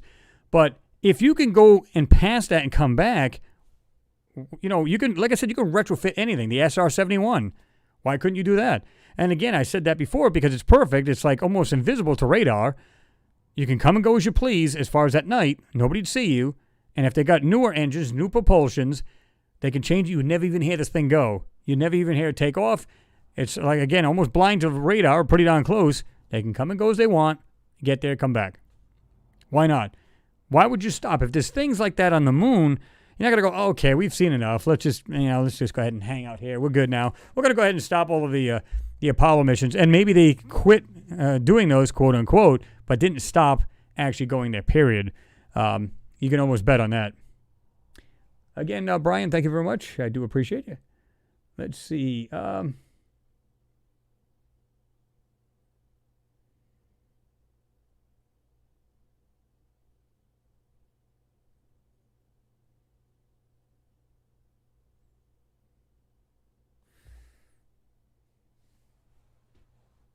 Tony Gibbs, you said there are ruins and current dishes, buildings, etc. on those white pads. Yeah, we've seen a whole range of different shapes and sizes, and what look like some kind of like satellite dish or radio dish or something like that on these, and some of these on these white pads, right? Structures, crazy things there. I think the most revealing I've ever seen of anything was that last one I did, the miles high structures on the moon. Which is on this channel, not on the Lunar Anomalies, but it's on Mars Anomalies. If you just go on my main page and just put it in there. Actually, you don't even have to go that far back in the videos, you'd see it. But that, to me, that was totally by accident. And like I said, I just happened to be looking at the shadows as completely straight. I'm going, I can understand a horizontal shadow, a vertical one. And that's when I decided to just highlight these things, or bring up the exposure, rather, in these certain spots. And bam, there they were. And that's probably the most, clearest structures that I've ever seen on the moon. I've seen other things. I've seen other crazy stuff that in these Apollo photos, when they were taken with their own cameras, the Hasselblads. But as far as from the orbiter, yeah, that's probably the best photo I've ever seen.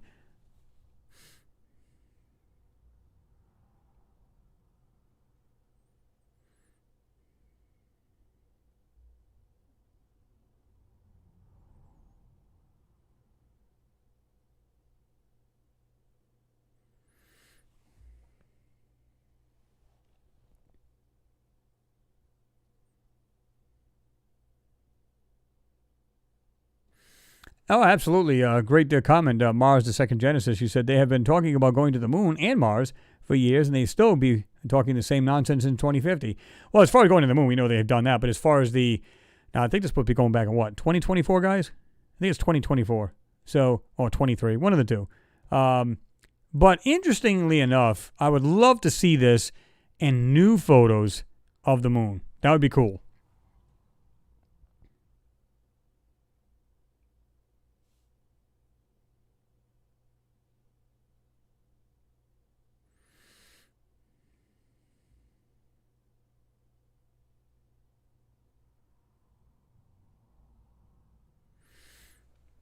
Jesus is my King 68 says pads posed as craters, but clearly things protruding from the middle.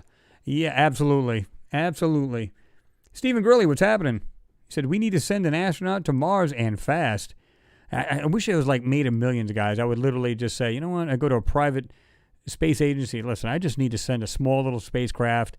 I need to somehow get the information back, like on a private frequency or whatever, going to one of these, and make it happen where you can get your own photos. And I mean nothing doctored or censored. And you don't care if the thing crashes after that, as long as you get it. And even if they're aware of it, said, yeah, something just went in there. We've just seen this ourselves. Just get rid of any evidence of it. You have the actual photos. That would be something. That would be something to see.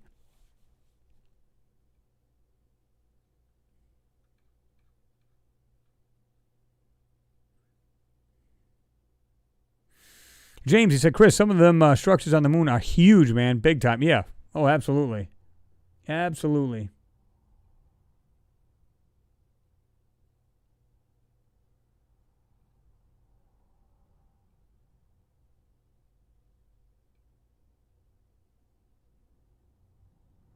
That was pretty funny.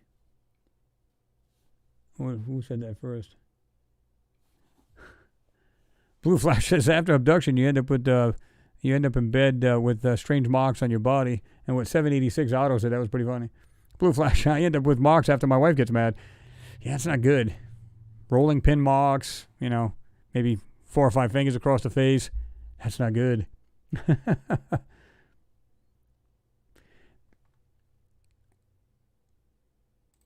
All right, guys, let's take a look at this photo. And what I do is I took this and I just brought up the exposure. We're all aware of this photo here. We can see this. Looks like this. I think they addressed this as, it's a sort of a hill kind of thing. Now, we've already looked at this, and you can see it's just crap now because it's so far away. My question was, what is this here? Now, we see these bunch of rocks, and it's not a big deal, although there's some funky-looking rocks, like this one right in the middle of the screen. I'll go up a little closer. I made this photo a little bit bigger in Photoshop as well so that we can have, we can blow it up. We can actually zoom into it, right? But my question is, look at this piece right here. You guys see this right in the middle. You see the rocks. See them right here. 1, 2, 3, 4, 5. What is this piece right here? It's skinny. I'm running the actual cursor along the edge of it. Right here, it's skinny, but it's wide. Look at the shadow under it. So there's a skinny piece like literally sticking out of the dirt and coming straight out, ending right here, and you can see the wide shadow to it.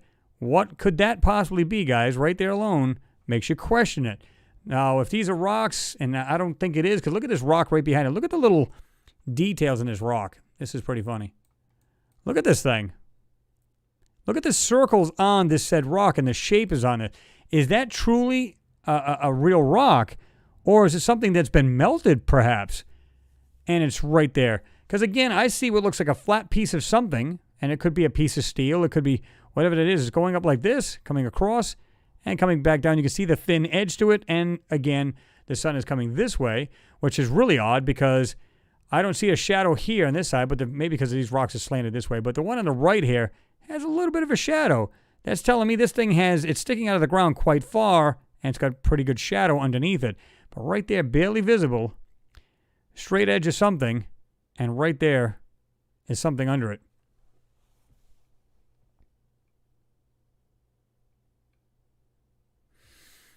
I don't know if that's Eka, the TV, said, hi, what's going on? Good to see you in there. Let me jump all the way down to the bottom here and see what you guys see.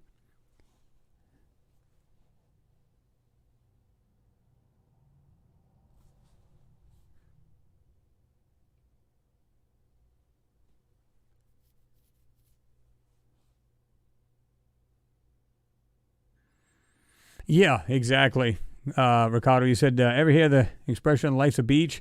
Well, it seems like NASA wants to convey that with every photo they give us of Mars. Yeah, I mean, they're just like, listen, we're going to only show you so much because you people, you're on a need-to-know basis, and clearly you don't need to know. So, again, just picture any bit of this without any manipulation. All of this right here, look at all these, see what looks like lines and striations in the back here, right? Absolute garbage. Absolute. You can see it right here. Like, this is partially covered right here. There's some white piece, but it just kind of like brown starts going over it. Oh, yeah. Look at this. Without doing anything, there's some other white piece sitting right here. Looks like a U-shaped kind of thing, upside down. Going into this, you can see like a hole here. Look at this. Guys, right there. Now, that might be just shadows, trick of shadows, but I see something that looks like it's kind of rectangular and it looks like it goes down, goes down. I'm going to back up a little bit. Right there. White piece is sitting right here. I've done a video on this right here. Look at it. Right there. I'll put it right in the middle of the screen. See it, this piece coming around. It's like brownish, but this is right underneath the whiter piece there. Back out a little bit so it clears up a hair bit. Because it's calling these clears like crazy, right? Mimi reacts, like you said, melted metal. Absolutely.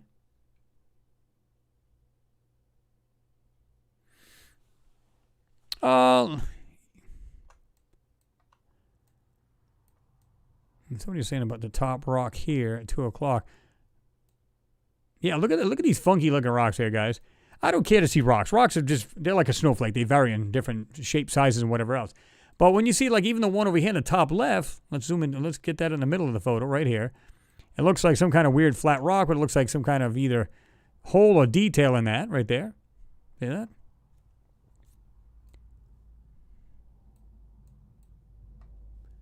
Let me go ahead and get rid of my face right there so we can see the whole photo. But what do you guys, look at the way this thing slopes up like this here. I don't think these rocks, do you see how this blends? This supposed back rock here is like blending in with this front rock? You know, come on. I mean, just look at some of these things. They're just crazy, right? Like some of the little details in these rocks.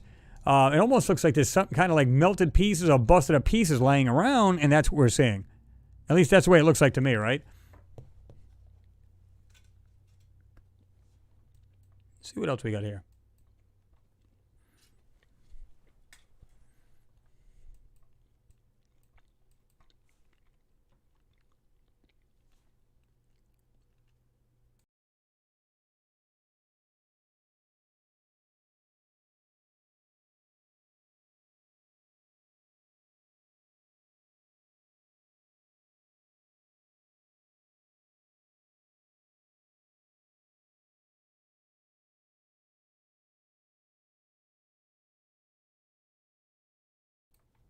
Now I see I can see rocks, but I also see other objects.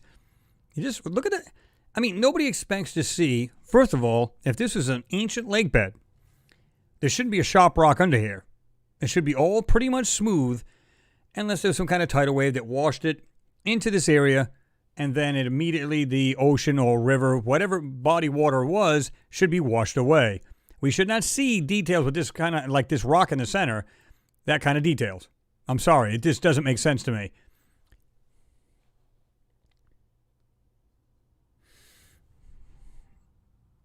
Master Catnip, this is a good one. So I am yet to see a disco ball on Mars. He said, you all know in the 70s, Martians had disco. I can just see that now, just getting down to disco. James, thank you very much again for your support. You said, Chris, NASA's Clementine mission has photos of a massive structure that you, an alien hunter, showed that has Multi-levels and is huge. It's undeniable. Oh, yeah. No doubt.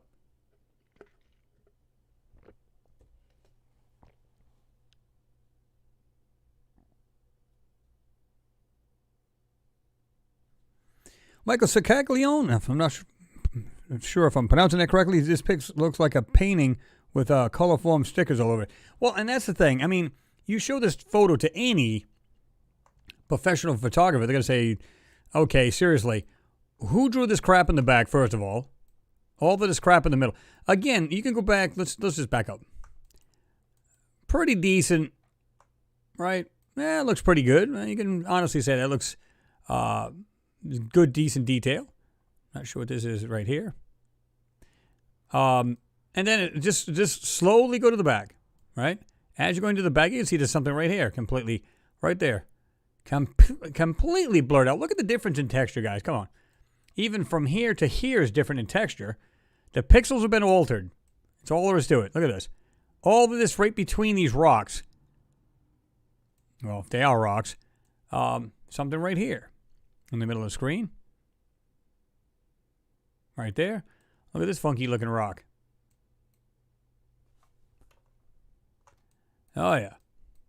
Hollow rocks. Just the things. I mean, look at this one in the very middle of the screen. Oh, look at it. Like a stretched out S kind of shape right there. What?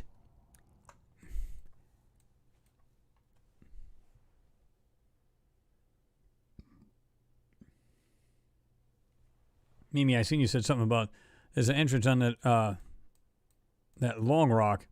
I mean, come on. Look at this. Come on. Again, we got these long pieces right here. You know, people will see what I find interesting, and I'm gonna address this. I don't know if we can find one in this photo here. Let me see if we can find one, because I always laugh when I see these. They have these weird rounded rocks, and you can just see that they're so CGI'd, and nobody's just picks that out. They just go, "Oh, dude, it's a rock." I mean, you know, no. And in fact, I want to take a walk when I go to the mountain next time here locally, just go for a nature walk. I want to take pictures of rocks. Clearly, there's all different shapes, you know, jagged, smooth, this, that, and the other. But when you see some of the rocks that they have on Mars, I mean, they look so artificial. They don't even look right. And if it's worn the same way it is here on Earth, because people go, well, you don't understand, man. It's every now and then I'll get somebody saying that. Oh, it's Mars. Okay, but they said it was a lot like Earth. And wouldn't water wear a rock in a river just like it would here? Would it not do that? I don't care if it's salt or if it's fresh. What difference does it make? The thing is, it would wear the same way. Water erosion should wear a rock or anything the same way, wouldn't it? Doesn't matter what planet it's on. Yep. Bader M says rock I call it mimicking software, but manipulation software. Yep.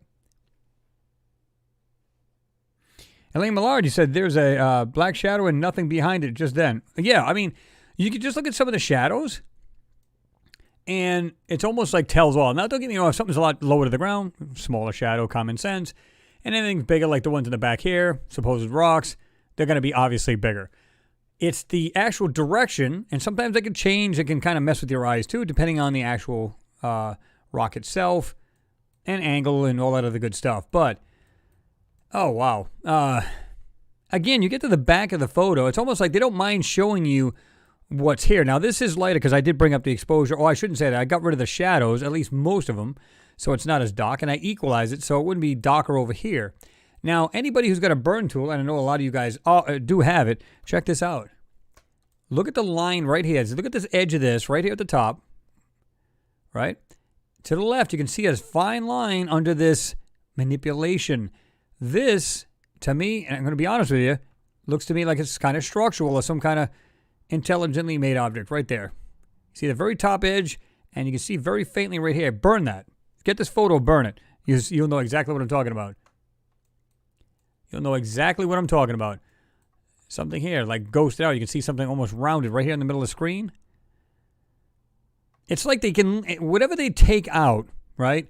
Whatever they take out of the photo, they can take the color out and the object, but the outline stays, if that makes any sense. I don't even know. It's just weird. here, right in the middle of the screen, we got detail right here in the middle, and just below it, complete void of any detail, blurred out. You should not see that. You should not see, you should not see any kind of thing like that. You should see, if it's going to be blurry, the whole photo, then the whole photo is going to be blurry. It doesn't make sense, right? Yeah, come on. Giuseppe, good one. So what do you call an overweight alien? And extra cholesterol. Thanks for your support, man. I appreciate you. That was pretty good. Disclosure TV says, I'm late as crap. Don't stone me. Oh, darn. All right, guys, put the rocks down. Oh, no, good to see you in there, Disclosure. Glad you're here. AV, I said, I think all of the blurrings is probably hiding possibly military technology. Well, let's suppose you're right, or it's just technology or something intelligently made. Okay, either way, they don't want us to see it. But again, just take a look at the rocks, guys. I mean, you really don't have to be a rocket scientist to figure out that doesn't look like your typical rock. When I say rock, you think of any shape rock. It's either jagged or it's smooth. In between, doesn't really matter, right? Because again, they vary in size, shape, and everything other damn thing. But when you see like these little details, and it's supposed to be at the bottom of a lake bed, should you be seeing that? I don't know. I guess it depends on how long it's been there. It depends, it had gotten there after the fact. Who knows? But like I said, when I see details like this in a rock, look at this one right back here again. Look at the details in these things. We've got this thing, like I said, looks like something flat sticking out right there, and it's got this hell of a shadow right there, but you can just see this piece sticking up in front of this rock coming up. Looks like it's kind of frayed at the end, and I don't know. But just the rocks alone, look at this. Perfectly, almost like a gold-colored circle in kind of like a square area. Look at the small round pieces. Something they used had a bunch of round circles and every other damn thing. I don't know.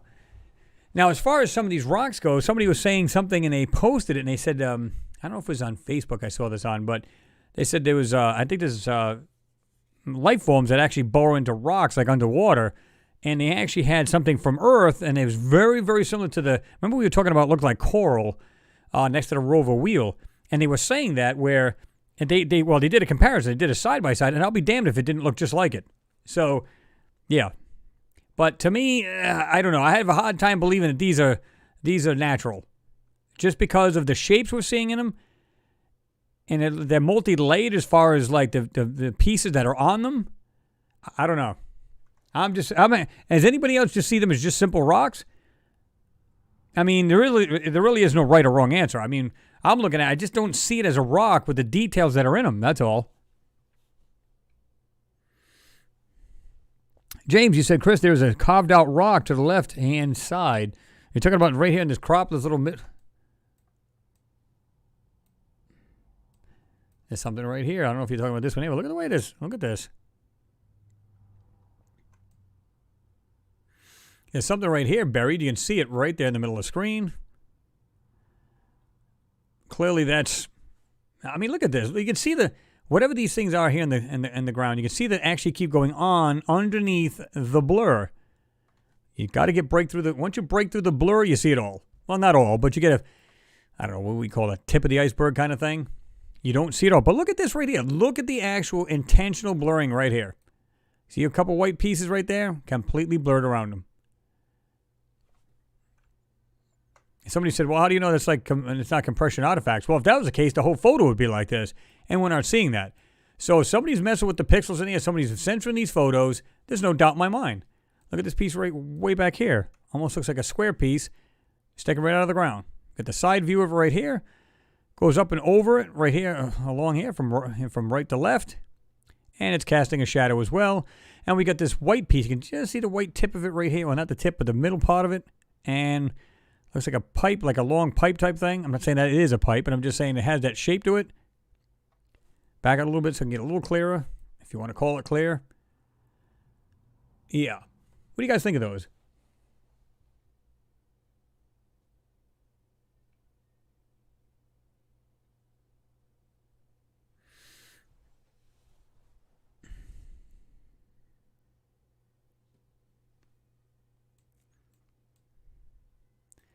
Again, we got a cluster right here. Look at just the weird pieces and stuff sticking out. There's something that looks like it's coming out of here to the right, coming up, and then hanging out, hanging over. Small pieces right here. I'm going to back up, get it here a bit clearer. Look at this mess. Oh, come on. I mean, right off the bat, even if we see nothing in these photos, let's just say they completely blocked everything out, nothing here to see. Why intentionally blur a raw photo? What would be the logic in that? There's nothing to see, right? Absolutely nothing. Why the intentional blurring? So even if people want to be skeptical, and there's nothing wrong with being skeptical, I actually encourage skeptics, because once they look at these photos themselves, I had people tell me before, listen, I thought you were full of it a long time ago, and I decided, I'm going to go with this guy, and I'm going to go ahead and I'm going to get the photo myself. I'm going to look this thing over myself. I'm going to prove him wrong. And they said, I end up eating my words. When I started seeing the intentional blurring, there should not be blurring in certain spots. I found it. Yeah, there's no way. They just kind of like, they became a believer. And I would rather have people do that themselves than listen and say, just swallow everything I tell them. I don't want that. I want people to look at this stuff themselves. Look, we got a square that's kind of almost hidden right there. Inside the blur, inside this manipulation of centering. See that right there? And this is without doing anything to the photo. This is the raw. The only difference is I took the shadows out, and that was it. Brighten up so we can have, it won't be dark on one side and light on the other. So we kind of balanced it out as far as that goes. Nice rectangular opening. And when I say opening, I'll tell you why. Look at this right here. Look carefully. I'm going to put it in the middle of the screen. Opening. Look at the two white pieces inside. Very, very, barely, you can barely see it, but it's right there. There's one. It's curved. It comes in, goes out to the right, and then goes back. The other one is just sticking right here. But you guys see that. And again, look what's behind it. Complete blur. Why? Because this is probably an opening of something, and it's like they don't want you to see the rest of it. Why would they do that? Excuse me. Greg McDonald says, that is the rock I was talking about. Okay. Now, I don't know if it was this particular one we're looking at now. It might have been the prior one. But, yeah, I get what you're saying.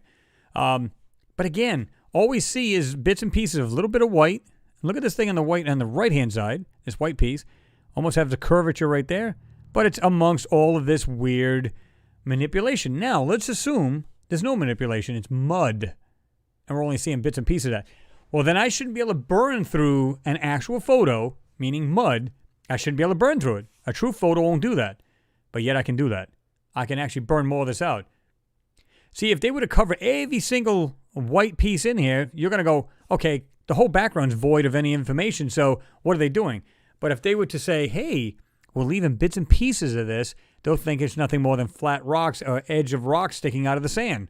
And they would be right if you would just glance at it and took off. But do you guys see the little white pieces inside this? I'm going to zoom in a little bit more.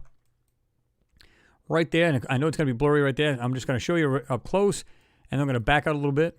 And if you're on the smaller devices, guys, just use your magnifying glasses, right? But right there, okay, opening, and then, of course, it's completely blurry around it, so you can't make out the rest of this thing. But let me just back out a little bit, put it right back there, clear it up a bit.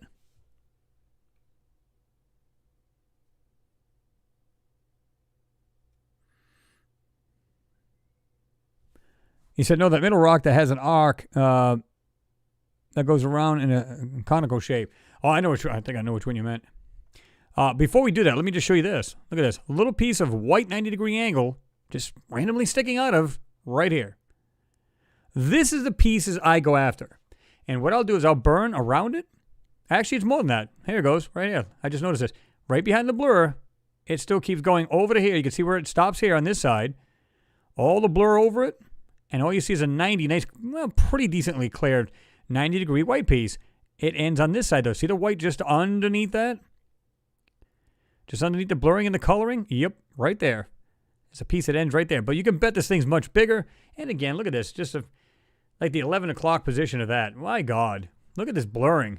That's sad.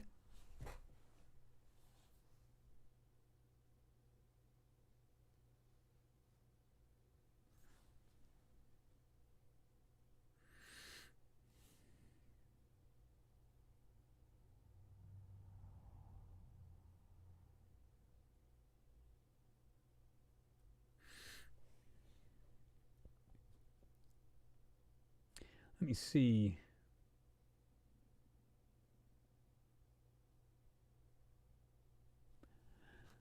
Robert Ory said it looks like a vapor or gas leak. Yeah, it kind of has like that kind of weird like haze to it, but it's so much to it. My God. Again, anybody who has these been burning these things, just burn around here. You'll find this is, again, you can see this nice tip or corner of this piece right here, and this top of this. This is all being taken out, guys. Just back up and look at it's like 1, 2, 3, 4. You got something right here, another corner right here. It looks like it goes straight across, stops right. You can see the corner right there, this one.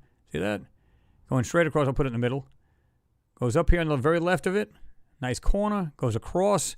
Another corner right there. But if you look carefully, you can see what looks like a line coming down. Line on the left-hand side coming down. Actually, it's right here. Here it is. There's an inner one right here. Look at this. Goes across, comes straight down. There's others. It looks like a black other square piece right here. Look. Oh, my God. The more you look at these photos, guys, the more you see in there. Again, left corner.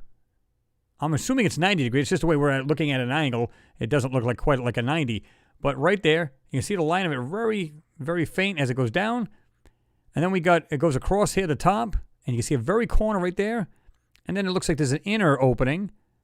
Almost looks like a 90 degree right here. It goes across behind this other crap. And right there it ends. You can't really see much of it. And it looks like this weird, like gray block type thing, a square right there. See that? Let me just back out a little bit and have another look.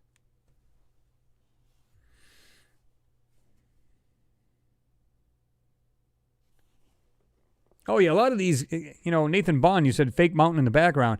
Here's the funny part. They'll take anything they can and just glaze over. Here's the thing. Let's suppose this is like, one of you guys just said it looks like some kind of weird building or a bunker or something. But let's suppose this is a structure, and it actually does look like it's a structure, and it's been completely just, like I said, they take a texture and they just put it between. So let's say this is one right here. I'm just going to go into it. I'll put it in the middle of the screen. This is a structure. We can see corners anyway, straight edges, and what looks like cutouts of this area. Okay, now let's bounce over to here. You can see the top of this nice smooth corner right here going across. Now, let's suppose there's a space in between these two objects. Okay, I'm just going to back out. And they just put this crap right between it and add it all so there's no individuality. All we see is, it looks like mountain ridges. That's all we see. That's it. Well, clearly there's much more than that. And the more you get into these, look for the lines, like I said, and you can see them right here in the photo. You see them coming down. This is the reason why I go after the lines, because just because they can throw a color, a blur, or whatever they want over it, we could still try to dissect it and pull it apart, right? Robert George, you said, Chris, have you ever watched any presentations by Tom Van Flattern? No, I don't think I have. What does he do? Does he do something similar or something else? Martin Penwright, I don't know if I seen you creep in there or if I said hello to you or not. Blue Flash, you're right. He said Carl Sagan told us years back, nature doesn't do geometry. I mean, you can have like with something like a kind of fluky thing where it looks like a rock has kind of got a square off to it. And we know that, what is it, that Giant's Causeway or whatever they call it, had them rectangular or octagonal kind of shape kind of rocks and stuff like that. And they say that's natural. Now, is it? Or are they just saying that it is? I don't know. Anybody who hasn't hit the thumbs up, please do so. Nail it now. Bam. Check this out, right in the middle. Again, we're seeing these white pieces, but look underneath, just underneath, right here across. You see a little tint of white right there underneath. This object right here goes underneath. It's longer and bigger than what it shows, these small pieces. And again, that's what I brought out in the latest video, where there's so much more on these grounds. It's crazy. That's the amount of stuff that's really in these photos. And people, like I said, if you just go like this, I'm just going to go back to and of course it's darker than this as far as the right side and stuff like that. When you look at this, you go, wow, look, we're just looking at another planet. You just go to the next photo. You don't even bother. You don't even bother to look at this because you think that's all it is. But like I said, I'm looking at these in the distance. Check this out now. Right here. Again, if you were to burn through these, it would be a structure. Looks like another structure here, something else right here. Look at this. Look at the way that's kind of rounded right there. Look at the way this one kind of falls off right here at the end. I think it's like a framework type thing. I think we're looking at structures and they're just putting texture over it and they're hiding them. I even said that about all the hills and buttes over in Gale Crater. Same crap. I think they're just taking the stuff out and they're just, oh yeah, hopefully these people won't notice. They're hoping everybody's dumb as a box of rocks and that you don't see it. Blue Flash, he said, Carl Sagan was an acclaimed physicist in his own right. Yeah, he was basically one of my heroes. And I love the way he used to break it down for people back in the, because when I started listening to him back in the day, I mean, he would put it in terms you could understand a whole lot easier. And you could bet he was privy to what was going on. Come on.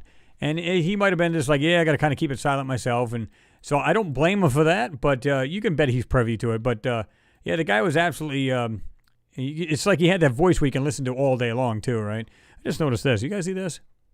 Look at this piece sticking out of the ground right here. It looks like it has like a small hole, dark feature right there. And it almost looks like it's got a white raised square on this piece right here. Sticking out of the ground. Right there. Looks like it's got a hole type thing or a black feature on the end. And what looks like a little white square right here on the body of it. Now let me back up so it's a hair bit clearer. Check that out. What do you guys think of that?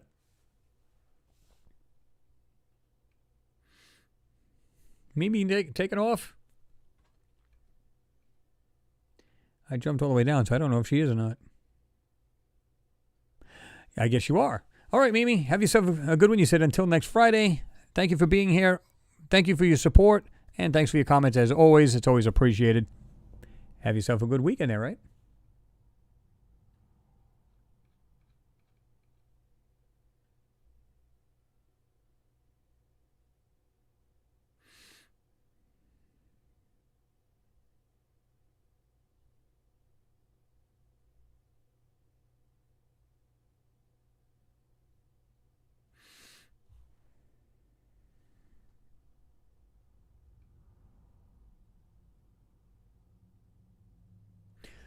Disclosure TV said the image is from the Perseverance rover. Yes, absolutely it is. This is one of the latest ones here. This is, let me see if I can find out.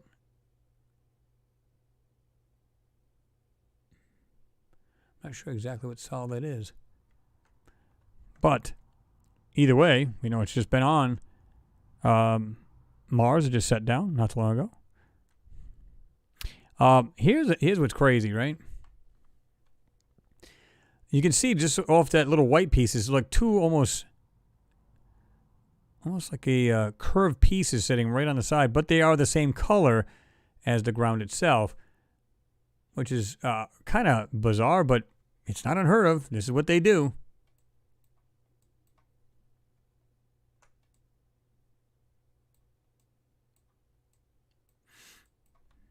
Again, next to that other piece, we got something white right underneath here. And look at the way the line of just blur right here. Look at this.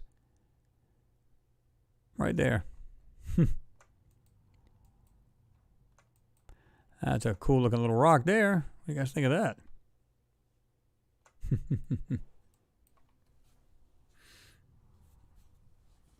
I don't know if it's Matt Tarita. Hi, Chris. What's going on, Matt? Good to see you in there.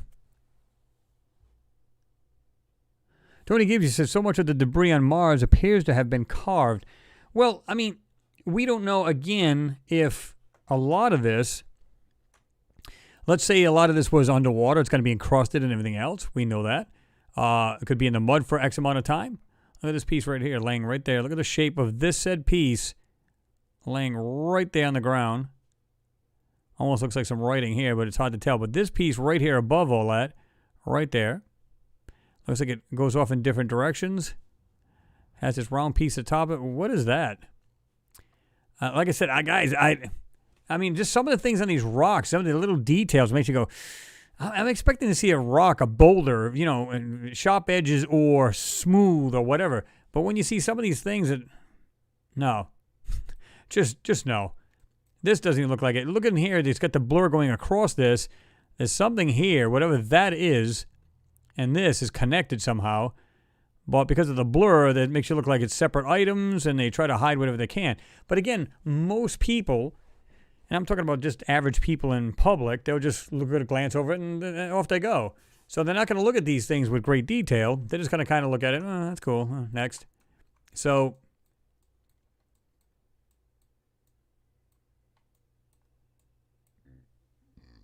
that was nice. A gulp of a drink there. Next thing you know, you're burping in your throat. Let's see. Actually, it looks like there's something. I don't know if it looks like something sticking out of that or if it's in there.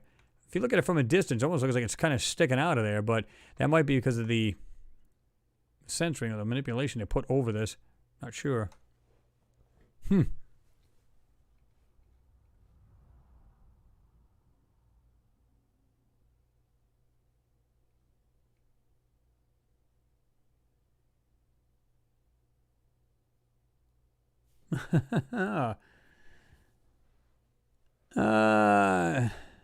Giuseppe said if an alien was made of a type of vegetable, I suppose it would come in peas. Ba-da-boom. Yeah, that could be. I could just see it now, little pea people. That'd be really weird. Let's see.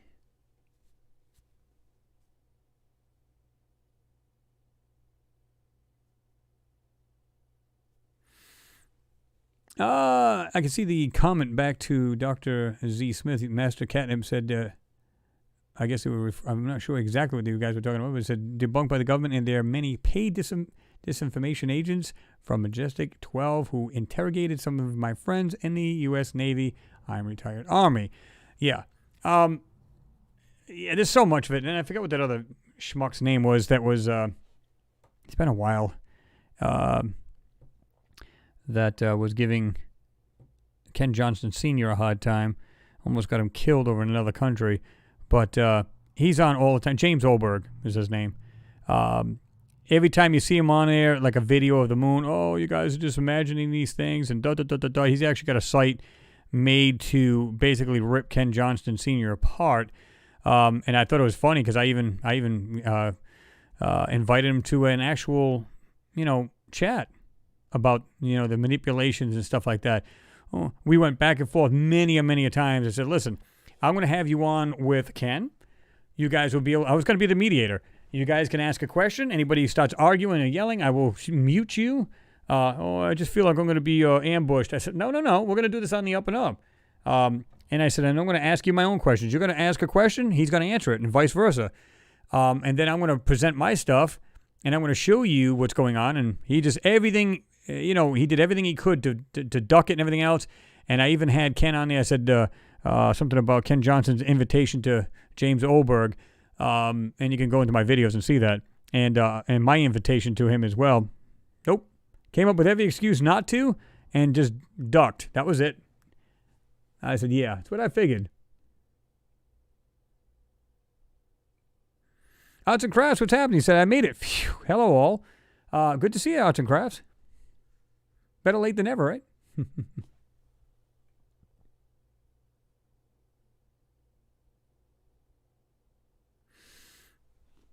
Disclosure TV said, Chris, if you get time, show them the image that I sent you.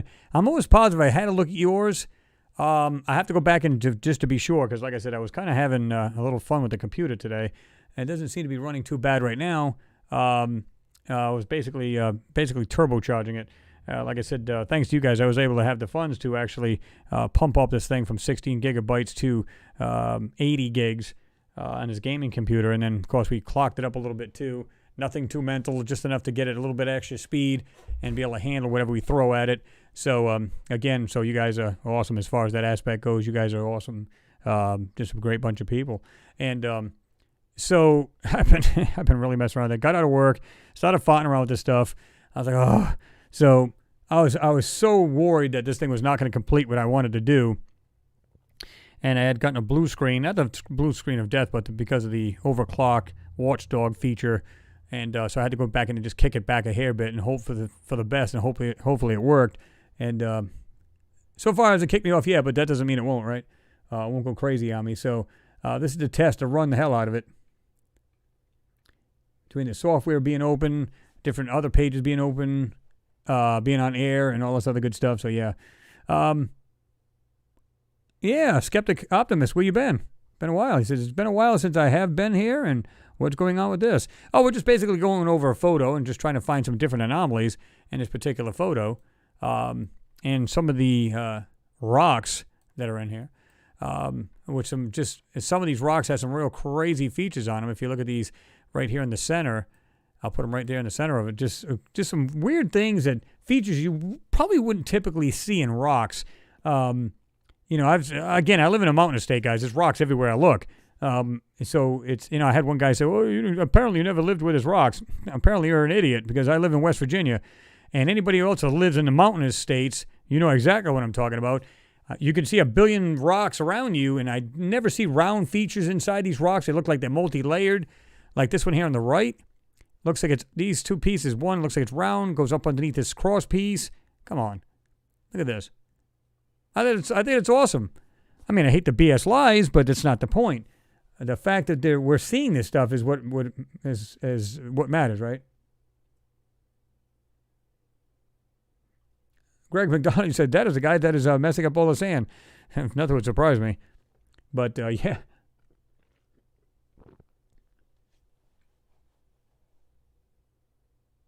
Oh, yeah, that's right, Taff. I forgot you were in there. Mr. Oberg, you know that. Hey, he's our buddy. He's even jumped on you a few times, calling you names and everything else. And he is so full of crap. In fact, I just seen him on, he's friends with, God, what is he? What page are they on Facebook? He's literally on there. I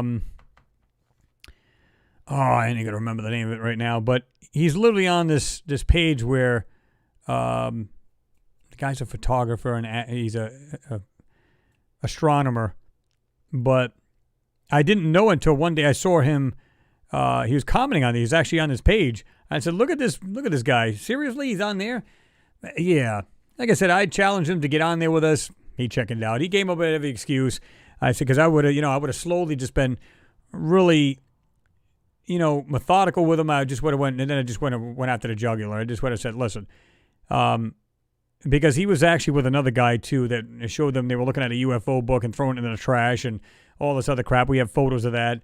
And like I said, nearly got Ken Johnston Sr. killed. And like I said, we had to talk about it. And you can see I had Ken on there several times. I met him in person at the Mars conference down in Alabama. And I got a signed book by him and everything. He says, thanks for having my back. And from you-know-who. So, it's just there's disinformation agents out there that just want to, you're just a bunch of crap, blah, blah, blah, blah. And in reality, that's all they are. They're just disinformation agents, just trying to mess with you guys and mess with everybody and make the person who's making the claim, make them look like fools. It's like, listen, buddy, you can try to make me look like a fool all you like, but I'm gonna show you otherwise that they're wrong. And I can bring that out. And I even told him, he gave me a photo one time saying, oh, no, this is the photo of the moon. I don't know where you're seeing these details. Well, first of all, you got a piece of garbage photo. Let me show you the real one that Ken has.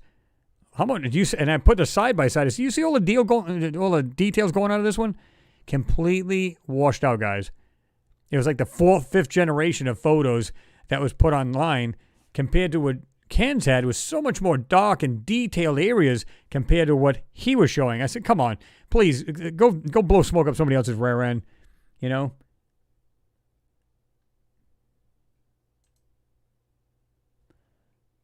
Martin Penright, he said, money, artifacts, they're robbing the poor to feed the rich. It's all bullshit. Absolutely.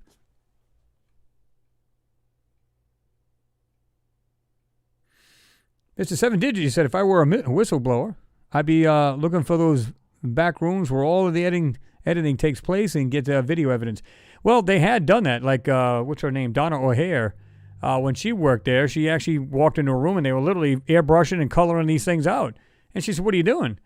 He says, well, we're just taking these things out because the public's not supposed to see these. And she could see like these things on the surface of these photos that look like structures and weird things on there. And she's like, oh, my God. If you look up Donna Hare, you can see, or see the interviews from her, what she claims what they've been hiding. So it doesn't surprise me at all.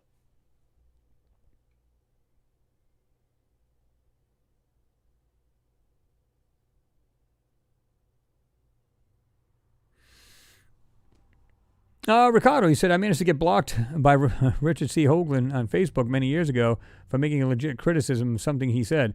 Well, I mean, yeah, because it's okay to get the truth out, and I can admire him for that. In fact, I've been on a show several times when we were bringing out our artifacts, and I was on there with Will from What's Up in the Sky 37 and Tommy, not Thomas, but Thomas, rather, that we were on there as well. And we were actually showing our anomalies, and he thought it was very interesting. But it's become a money-making gimmick for these guys. It's no longer, I mean, he's telling the truth, which I'm okay with, but there's some things that are shoddy, and I don't believe all that he says. And of course, he'll say the same thing about you if you bring up something. They're not willing to open their minds to the fact, unless they get the absolute truth. I don't know why. It's like me. I say, listen, anybody could be right here. Anybody could be wrong here. I could be right. I could be wrong. So we just bring out the anomalies. We show it to you guys, and you guys make up your own mind. Real, natural. That's basically what it comes down to. MG Toes in the house. Yep, MG Toes in the house. And let me see. Disclosure TV, thank you very much. You said, thank you for your support, Riley. You said to help with your computer upgrades. Well, I appreciate that. I actually have a little bit, I can actually hit this thing, and I can go to like 128 gigs in this computer, so I might actually go from the 80 and just kind of jump it up a little bit more and kick it in the short to even high, give it like balls to the wall type thing, right? Let me see. Just reading something just jumped on me here. Let me see. James, thank you very much again, sir. You said, Chris, let's get the cloth for the CGI boys and glasses. I have a feeling we might be seeing or be buying more in the future. It should have gone to Specsavers NASA. Yeah. I mean, I've actually had people tell me that in the past where they said I was blind and, you're seeing things. Really? Because I have a really good HD monitor here, great computer, so on and so forth. And again, this was donated by Sarah back in the day. When she was still with us, which is that's why I try. What the hell? Let me put this. I'm going to shut this phone off. It's distracting. Every now and then I can see this thing flash on the side of my face. But anyway, when she said, "Oh, let me get you this to help your work and everything else," so I kind of treasure it and everything else, and so we're just beefing it up and making sure it's many years to come for reliability. So that's what we've been doing. So again, both. Disclosure TV and James, thank you very much for your support. It is appreciate anybody else who's here with just regular support, with comments, monetary. It doesn't really matter. You guys are awesome. Let me see.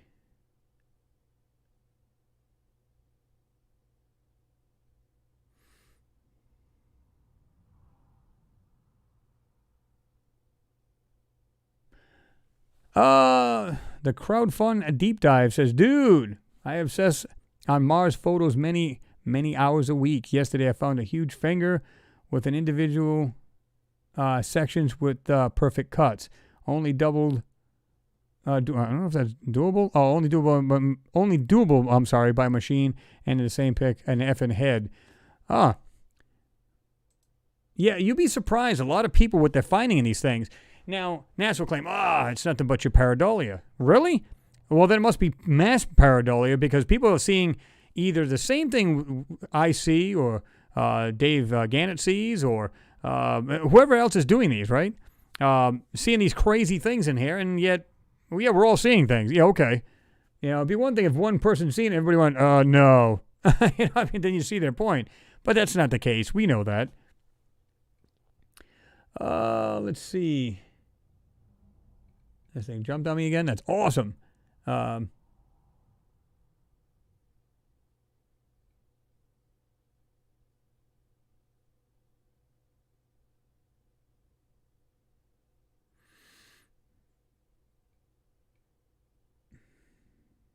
MG Toe says, thumbs up, everyone. Hit it. I say, hit it good. Yeah, the crowdfund deep dive, you can send it to my Mars Anomalies at AOL.com. If you want to. I know people said they've sent photos. In fact, I went on there briefly this morning. I've seen a couple of people had sent me some photos, so I need to get in there and check that out. I'll be doing that over the weekend because, again, I will be working tomorrow. But we will definitely check them out. And because a lot of you guys have been sending some real good stuff. Some of the stuff's kind of vague, and like if I reply to you and I say, well, it's kind of vague, I really don't see it. It's not to be disrespectful. It's just I may not be quite seeing it. It's kind of like I go through these photos all the time, and I go, wow, this looks like there's something that could be a video made from it because it looks like it's not natural. It looks like something's it's been purposely made or something, right? And then it's time to go, I'm not feeling it. So if I'm not seeing it, I'm clearly not going to make a video out of it because if I'm not seeing it, clearly you guys are not going to see it at all. So I'm not going to do that. I'm not going to waste your time. I'm not going to waste mine, that's for sure. So I'd rather not do that. Now, how do we have wheel marks that do this, but yet look pretty clear right here? Imagine that. Perhaps they ran over something, guys. Look at this. I mean, they literally got them going diagonal. It's not only just going sideways, where you'd see see like right there? Just noticed that now. I was more worried about, not worried, but looking at the other stuff in the background. I just happened to look at these. Look at this crap. Oh, my God. Jeez. Well, there's something right there. Look at this white thing right here. Right here on the ground. Right there. There's something there. Doesn't quite look like a rock to me. Look at this straight piece right here. Right on the ground. Well, no, that's the antenna. My bad. Look at the way that thing... No, there's something right there, though. Right on the side of it. Right there. There's something right here coming out. This was actually messing me up. That's why I said that. But let me see. Yeah, this is crazy, man. This is right here. Not sure what to even make of it, but it's like you can see it's like cut out in the ground. Right there. I mean, look at the shapes. This is supposed to be just nothing more than ground. Now, I can understand the rover running over the stuff, and maybe it's embedded in the dirt, and when it goes over, it kind of pops it out of the dirt. But this, no, they ran over something here, and they're blocking that. There's no way. Look at that. That's crazy. Look at this. Behind this antenna. Look at the round piece sitting right here. Yeah, they definitely doctored this area up, without a doubt. Without a doubt.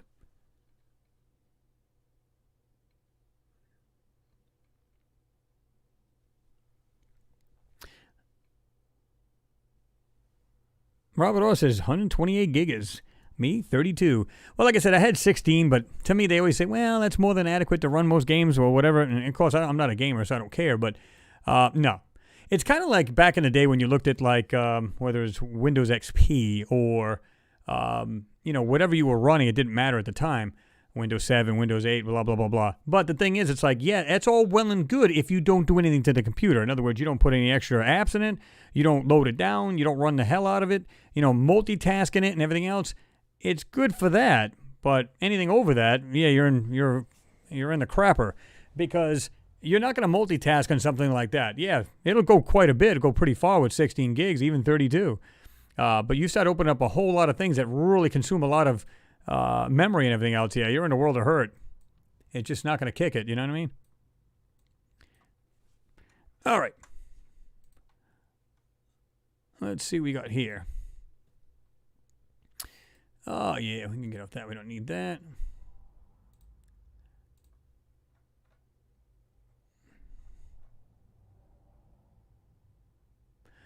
Yeah, this will be interesting, too. NASA targets March 18 for the critical engine test of its Space Launch System moon rocket. That'll be interesting. Let's see. NASA Space Launch System core booster for the Artemis 1 mission around the moon, seen in orange, stands atop the B-2 test stand at the Stennis Space Station in Mississippi for the upcoming engine test. So you can see it right there at the top. Right there. Pretty sweet. Look at the size of these damn things. God. That looks like they got fuel tankers right there. These barges, sitting on the barges. That's insane. Pretty cool. How scientists found rare fireball meteorite pieces on a driveway and what they could teach us. That's pretty sweet.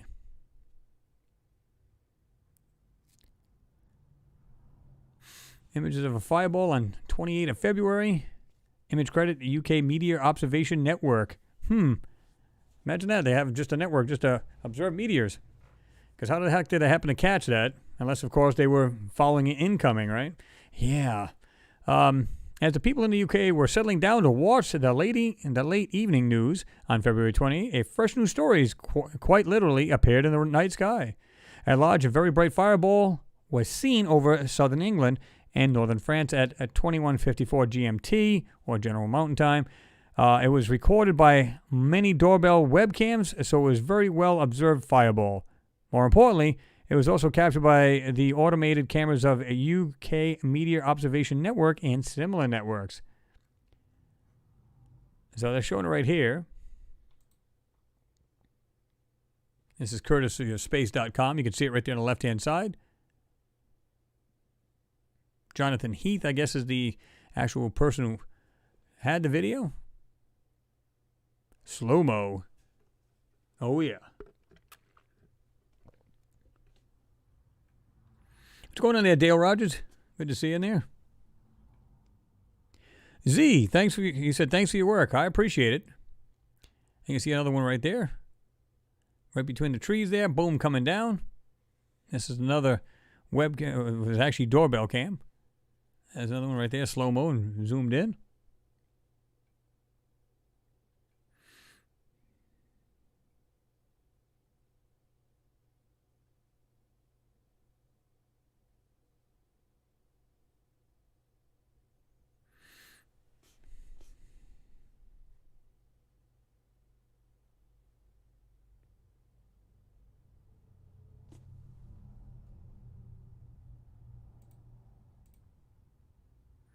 Pretty cool. What the heck was it, too, that was just, where was that video? You guys see that video lately? In fact, I think I viewed it yesterday, where they were talking about some, there was a video that was taken, it was on Twitter, I think I saw it, where there was a bunch of what looked like spacecraft or bright orbs flying across the sky. Now, I don't know if that was a meteor shower or what it was, but it was pretty interesting the way they showed that. So it was like over like an 8-minute span of this thing, right?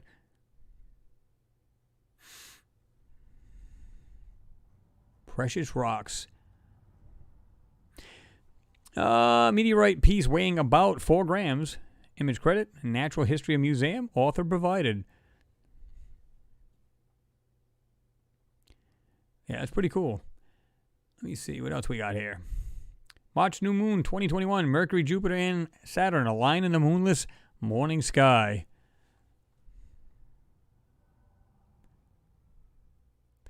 Let's see, the new approach to directly testing quantum gravity. A team of physicists has proposed a clever plan to concoct a quantum theory of gravity, refine an age-old technique, and use it to probe the tiniest scales in the universe. The moon has a tail, and the Earth wears it like a scarf once a month. Yeah, I like going on these pages because you see a lot of cool stuff. You know. On this day in space, March 12th, 2015, NASA launches magnetospheric multi-scale mission. So, yeah, you know, like I said, if you're curious about something, you're going to do everything you can to learn about whatever, whether it's about our Earth, whether it's about Mars, the moon, yeah.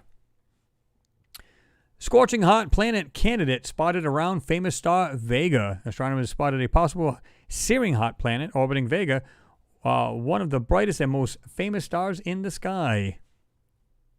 Pretty sweet. Our image of the day, pictures from space. Let's see. The striking image captured by JAXA astronaut, I'm not going to try to pronounce that name, shows Olympic National Park of Washington State along with Vancouver in Canada. The astronaut snapped a photograph from the International Space Station and shared the colorful view on Twitter.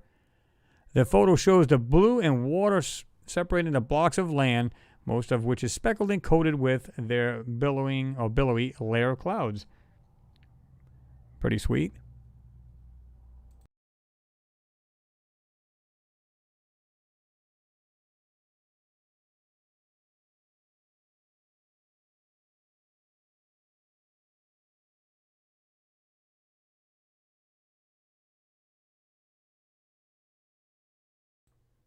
Let's see here. What else we got? Hydrogen and a triangulum galaxy.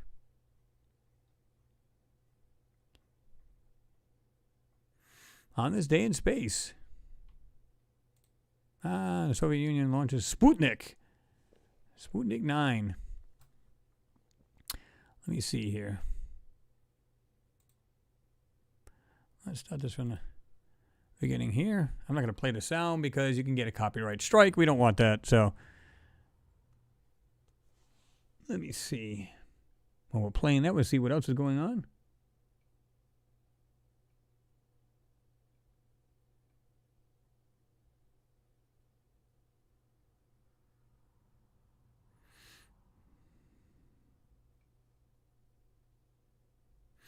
Scott Duffy says, I made it. Better late than ever. Absolutely. Good to see you in there, Scott.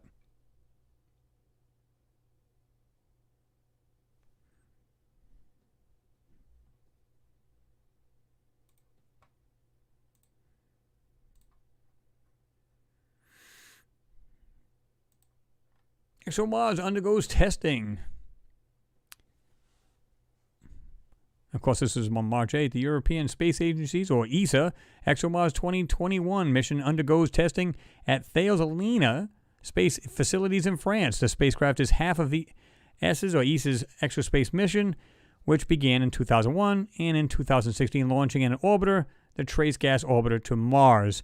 The second half of the mission is the spacecraft, which contains the Rosalind Franklin rover, in addition to the Shag, whatever the friggin' the name is, surface platform, the carrier module, and descent module, and all destined for Mars.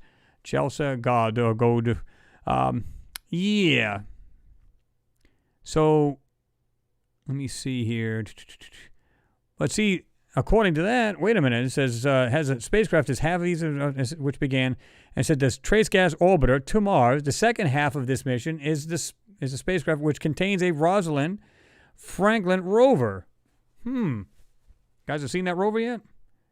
But I'm just kidding. But the thing is, if they have rovers there, why aren't we hearing about them? So,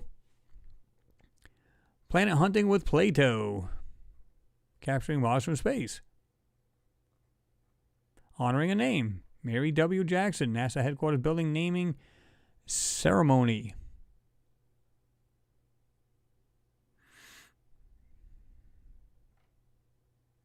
The Black Eye Galaxy.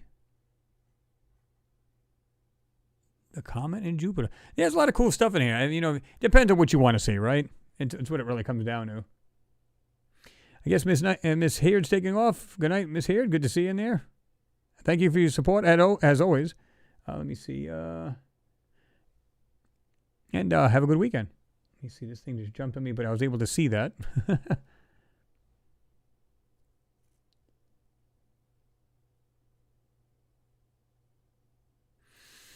Steve-O64VA says, good evening, Chris. How many people in the government / NASA see the pics not doctored? It's hard to tell.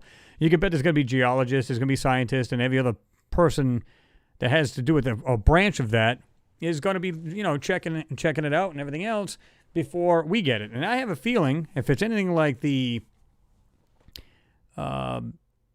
Curiosity rover, we were finding delays of like 30 days when these photos came out. So for all we know, that rover was already there long before we've even seen the landing do it. Now, I'm not saying that's what happened. I'm just saying it's a possibility.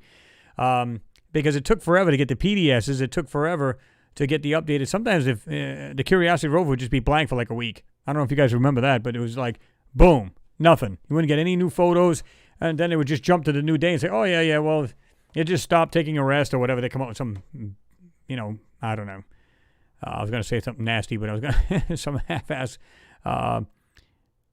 excuse, right? For all mankind, exclusive sneak peek. Watch Godo Stevens try out a new spacesuit in Pathfinder. Imagine that.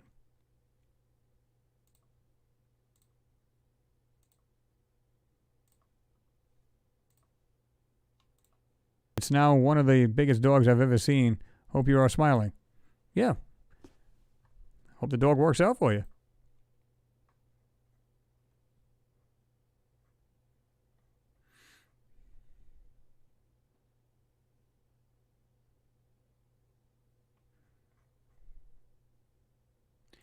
This is another one here. You never give up, do you? She smiles beyond. Oh, so apparently this is a, what do you call it? This is a series. I didn't even know that. Let's see.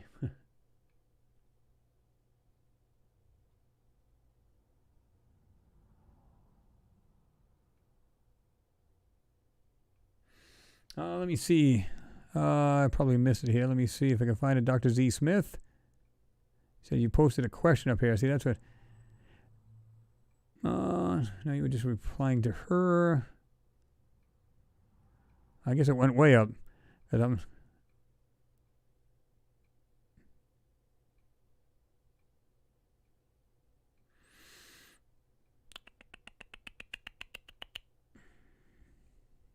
guess you did. I can't even find it now.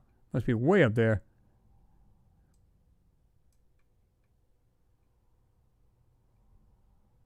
Yeah, if you don't mind, write it again because I'm not. Well, wait, hold on. Maybe I found it. Well, he had a comment here. He said a new article out says Russia and China will be working together to build a mutual moon base. So that's not a question there. So, not sure. David Price is hi from Hong Kong, Chris. What's going on over there, David? Good to see you in there. There's rising tension between the superpowers. Cold War rather than cooling off. Remember we were just talking about that? If you guys are like rivals and stuff like that, it'll be a new space race or whatever. Militaries in the moon. Wow. Interesting. I have to watch this. Pretty cool.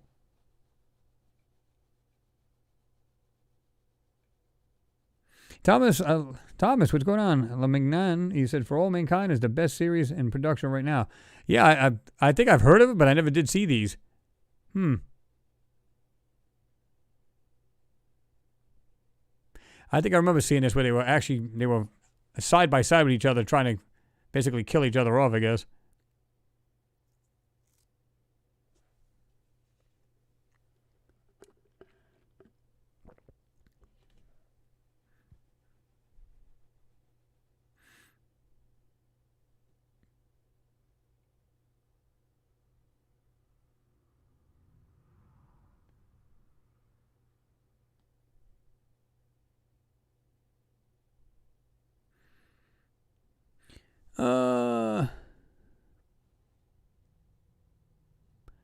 David Clark says too many streaming services looks like for All Mankind is only on Apple. Sometimes you can find it too. Some people will take it from that there and they'll put it on other ones. Like if you get the Cinema app, which is APK. I don't know if you guys are running Android or not, but if you get the Cinema HD app, sometimes you can go into TV and it has TVs and movies, and sometimes you'll find this there. I'll have to look on mine to see if I can get it. But because I get a lot of things from a lot of other streaming services, so may want to look that up that way.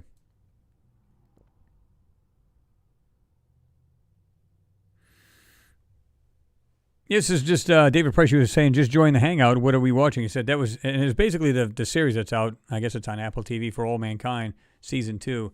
So I think I seen it one time and showed them, like I said, on the moon, and they were on these moon rovers, and they were like, one was chasing the other one, but it was on the side of them, and they were trying to kill each other or some crap. I think if that's the one I think it is. But yeah, so pretty cool.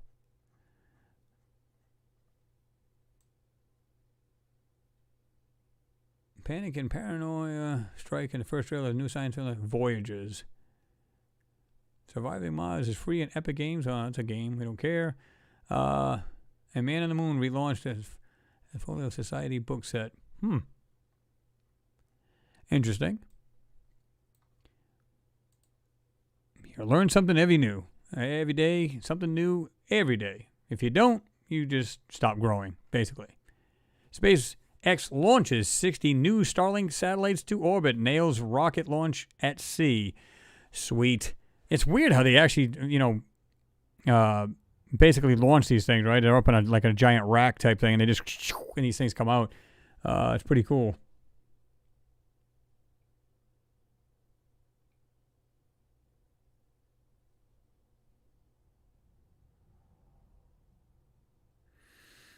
Yeah, Mr. Seven did. You said I started watching The Expanse a year ago, and I haven't been able to finish it, and it dropped at a while back. See, that's something I could find, like I said, on the on that movie app.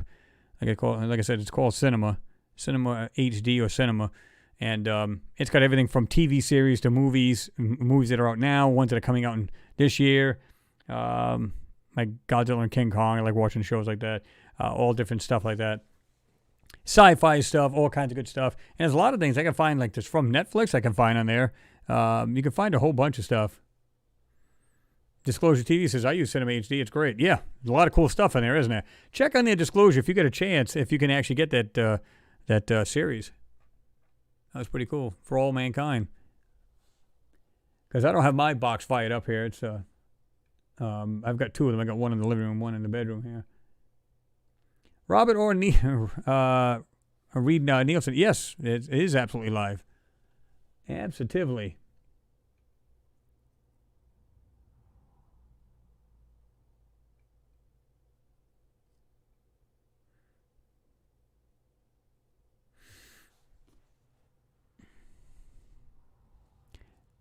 Thank you, Sam.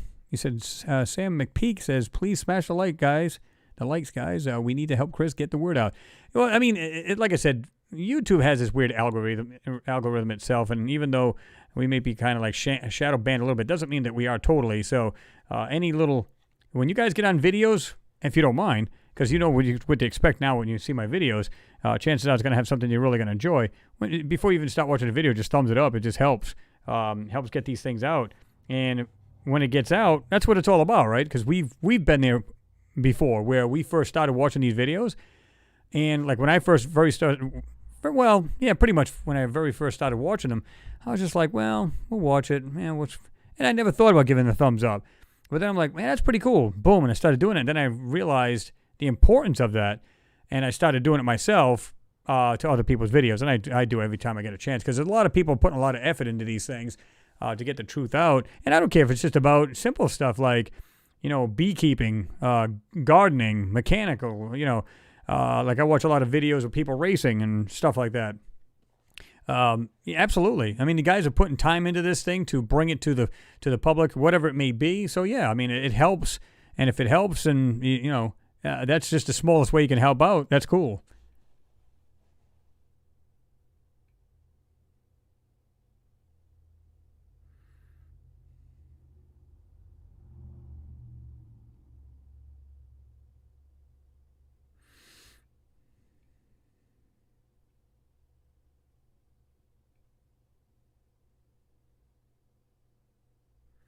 Oh, Leslie said, I've got all the Expanse on DVD. It's great. That's awesome.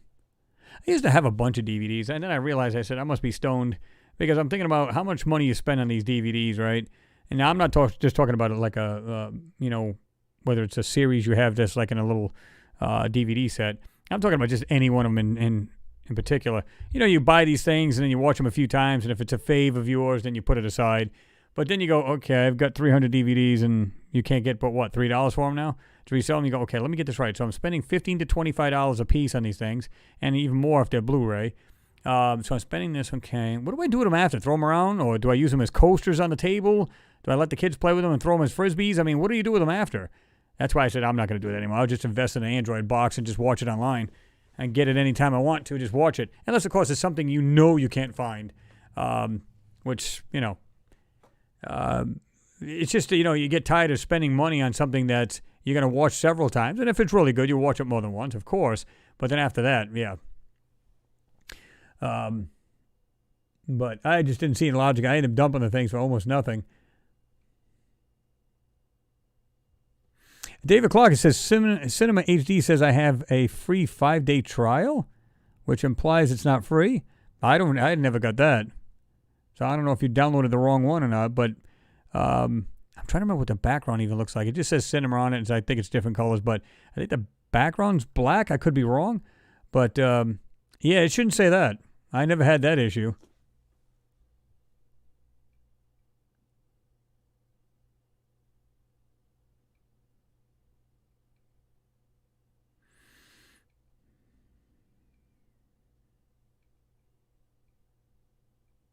All right, there we go, Dr. Z. You said, question. Apart from the cigar UFOs during the 40s, 50s, and 60s, etc., UFOs were typically described as a cup or saucer, but today they are very much advanced looking. Why is that?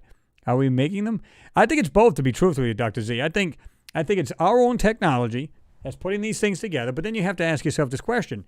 Is it something we're putting together, but with technology that we've, reverse engineered? Is that a possibility? And maybe we just found, maybe it works better for us to be like a Tic Tac shape as opposed to a saucer type thing. I don't know. That's why in some ways it makes you believe maybe a lot of these UFOs were made by ourselves, but then again you have to ask yourself, where do we get the technology from? Or is it just we thought maybe it's better to do it without wings and do it with a saucer, but because it's so rounded, you can go in any direction. You don't have to worry about, not being aerodynamic. So you can go forward, backwards, didn't matter, side to side, and it's aerodynamic. So maybe they found that was better, but now they feel like a Tic Tac, or at least the shape of it is. They can just point in any direction and it's sleek. Now, I don't know. It may be a combination of both. It may be something that we've seen, reverse engineered, and then we put our technology into our own, or the technology rather, into our own builds. I don't know. It might be a combination of both.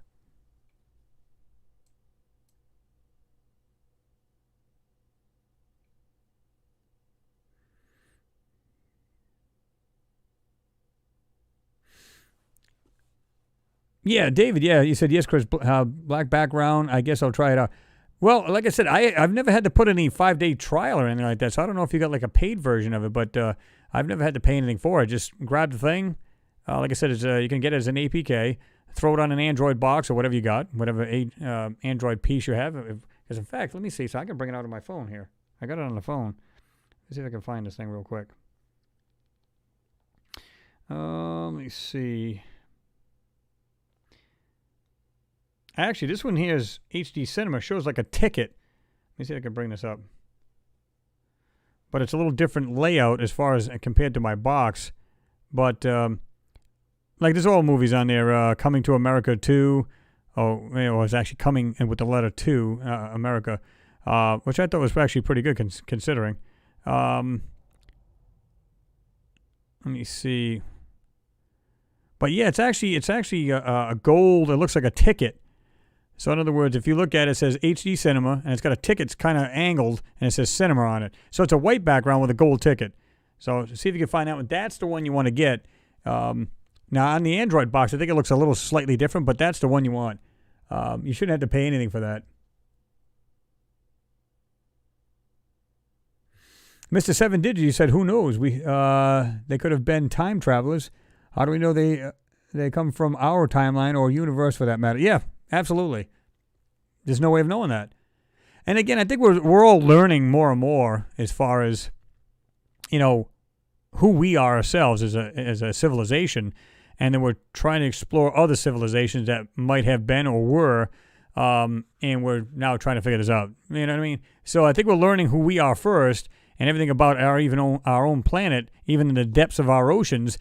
And I'm sure the military knows some crazy stuff we never even dreamt about. Who knows, right?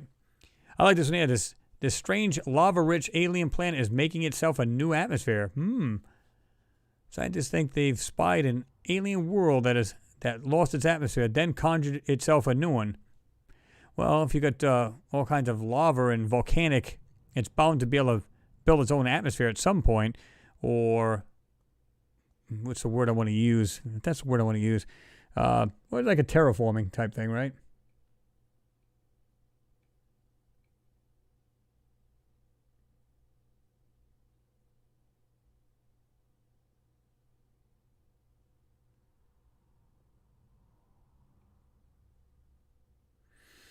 Nathan Bond, you said, I use Vumu for new films and TV shows. Yeah, I heard of that one too. That one's pretty interesting. I don't have it, but I ended up going with the other one because it seemed like it worked well for me, so I just stuck with it, right? James, you said, James Cragen says, Chris, thousands of years ago, the ETs came down in fiery noise craft. Now they fly in and out within a second, or without a second. Maybe the ETs are also developing better technologies as the years go by. What do you think? Yeah, I mean, anybody can make something better. And especially us humans, that's what we do, right? And And I don't care if you do it right at home. In other words, you might say, you know what? You might be talking to the wife or the husband saying, you know what? Why don't we get a better TV? It's got it's like ours is 4K, but I'd like to get the curved screen and a much updated, maybe something with its own OS in it, so on and so forth. So you want to upgrade and better whatever you have. And technology is no different. You're going to make it better and better and better. Again, look at the cars back when they first started off as steam engines, and then we had electric cars back then in 1893 or whatever it was.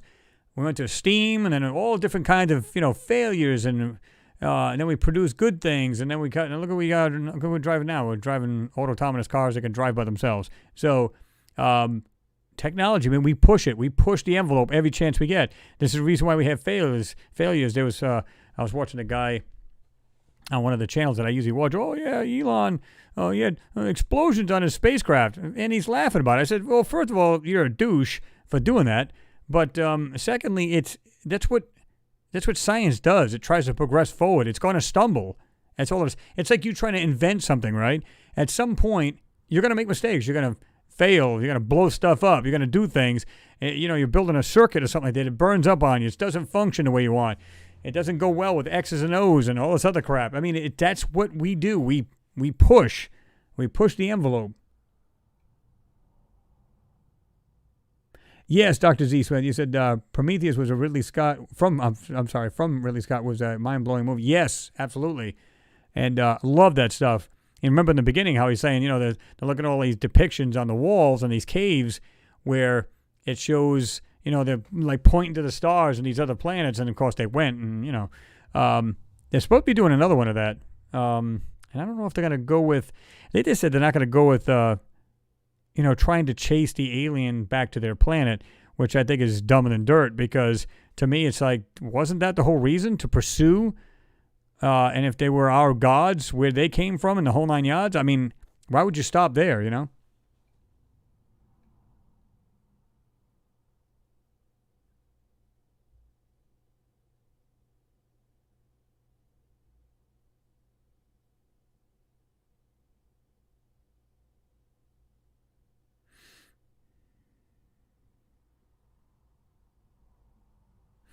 Master Cat, he said, the aliens putting devices on my body is quadrillions of Earth years ahead of us. Well, like I said, to me, guys, this is the way I look at it. We still have red drift, right? So the universe is still expanding. Okay. During this Big Bang, as they call it,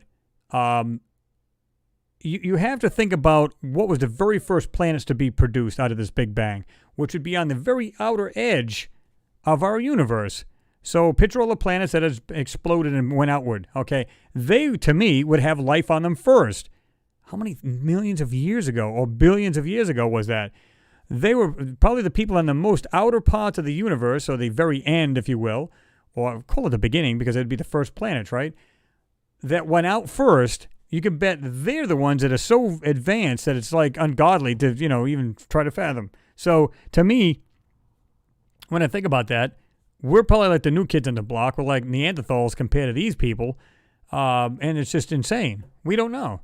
And just when you stop and think about it, you go, I wonder what it would be like to actually go to another planet, see what they're like, see how they live, the technology. The technology is what, because if you're anything like a geek like I am, you love that kind of stuff. You'd love to see how they build and, function, travel, the whole nine yards. Not like we are. They'd probably look at us and go, oh, look at these poor little people. They went from horse and buggy to these little combustion engine things. Oh, how cute. And they got little firecrackers they're riding on now. And, oh, that's so cute and sweet. And them, they probably just, think where they want to go when they're there. So who the hell knows? But we'll get there. Of course, like I said, we'll all be compost by the time that happens. But nonetheless, we'll get there at some point.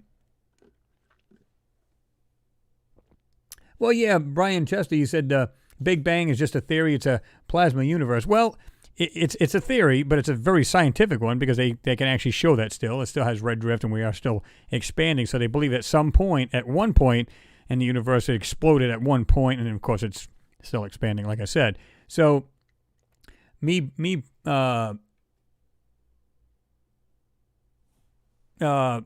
so I can't say that I don't believe in it, but at some point, I mean, it was just a void, I guess, and it just something triggered out. Boom. I'm not sure if I believe all that, but the thing is, it's the best theory they have at this moment. Of course, there is other theories, like you're saying, plasma and all this other stuff. So, but again, it's good to read all of these different things and say, wow, that's pretty interesting one way or the other, right?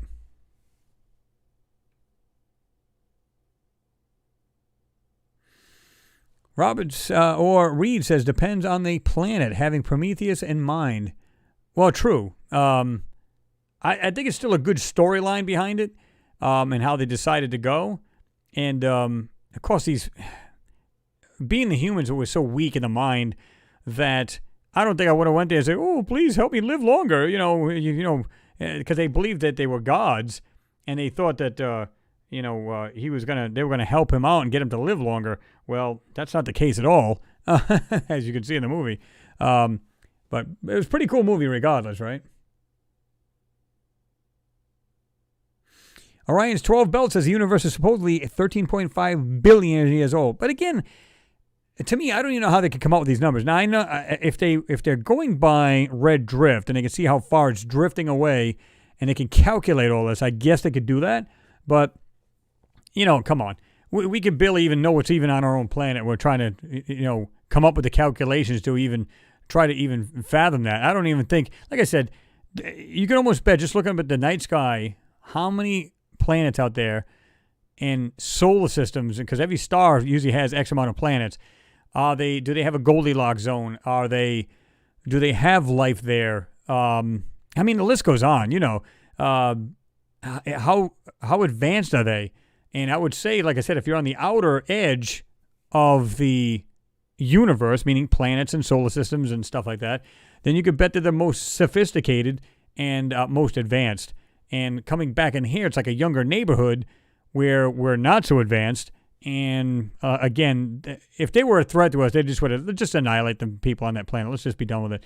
But they'd probably go, oh, it's just little living things on this planet. Leave it alone. We'll be all right. Because we don't know some of these planets, if there's aliens out there, how big their planet is. Think about it. It could be 10 times the size of Earth. We wouldn't know it. And God only knows the civilization, how large it would be on that planet, right? Oh, yeah, the mind can wander big time, like in a cool way, where you're just thinking, what would it be like if you lived on a planet 10 times the size of this, and it was pretty much like Earth or very similar? Wow. And if they were that far advanced, would they be living underground, above ground, in the clouds, so on and so forth? Who knows?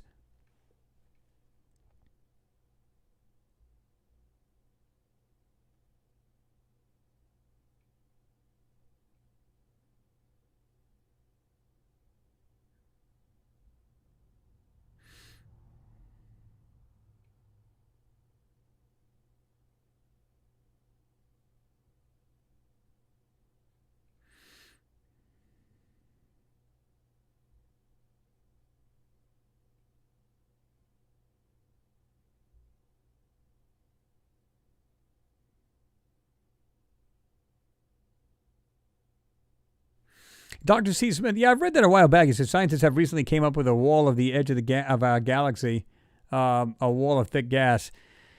I mean, I want to try to delve into that a little bit more because I don't know how they could see the very edge of that. You know what I mean? Even with the optics we have on the Hubble and the other telescopes, stuff like that, I just find it hard to believe that they can see that far out. Now, I'm not saying they can't, because clearly they can see other galaxies and all other stuff, in different Milky Ways and all kinds of crazy stuff going on. So, just cool, regardless, right? I'd have to see that.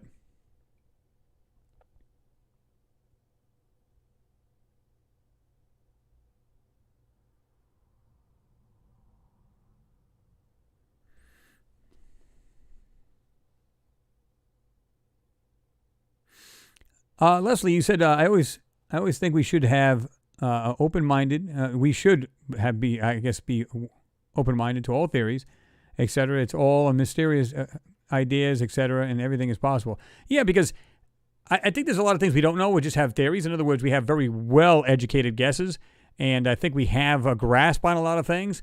But, like I said, when they say, well, we know there's no life on other planets, how do you know that? Just because they say, well, this one's here has got more gases, we would die on it. You're absolutely correct. We would die on it. We would die on it. That doesn't mean something that hasn't adapted to that certain gas or more of another gas than oxygen, or it just lives some other way. We just make the assumption is clearly if we can't live on it, clearly there's no life. No, I don't go with that.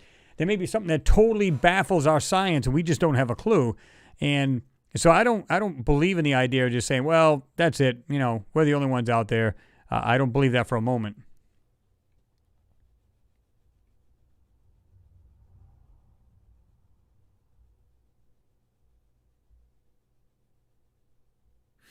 William McNamara said, Stargate. It's not a movie. It's a documentary. Well, that's what a lot of people say because they actually said that we actually found a Stargate and all this other stuff. Now, I can't say for sure because I've seen some what look like archaeology, like these sites and these finds, and it looked like they found like this old Stargate, but a lot of people say, well, that's nothing. That's crap. That's been photoshopped in. So it's hard to tell what it is. But if that's true, meaning they found something similar to it, is it possible that it had some kind of technology? I don't know. Barter Amundsen, isn't the brain a mini universe? Yep. It is in a sense.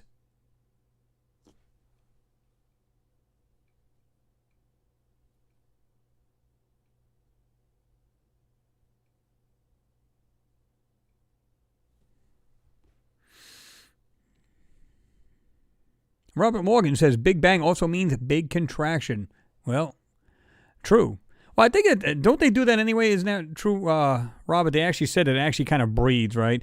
In other words, it expands outward, but then comes back a little bit. Then expands out a little bit more, then comes back. Isn't that true, or did I read that wrong? Because I remember reading that a while back.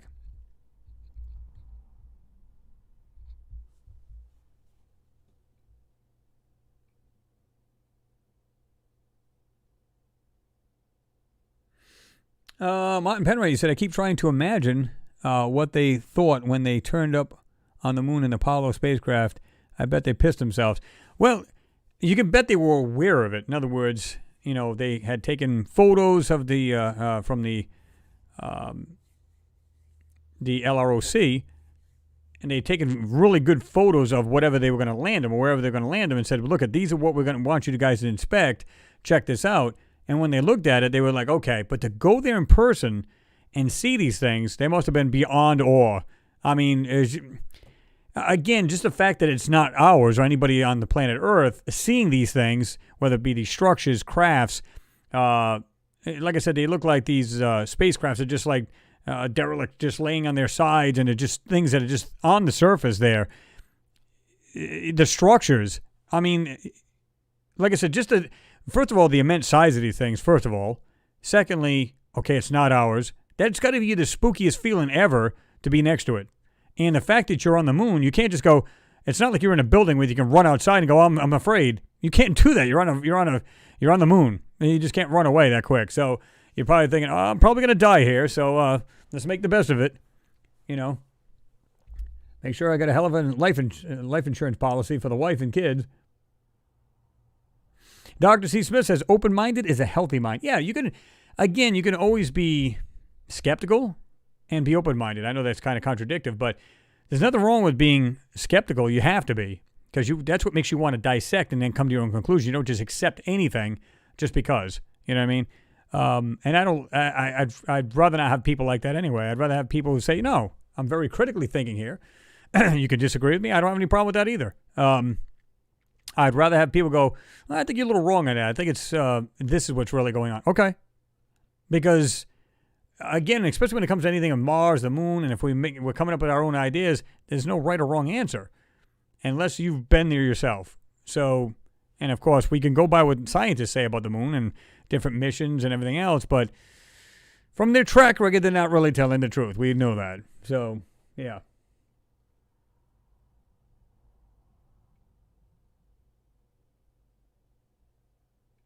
Oops. It just jumped on me again here.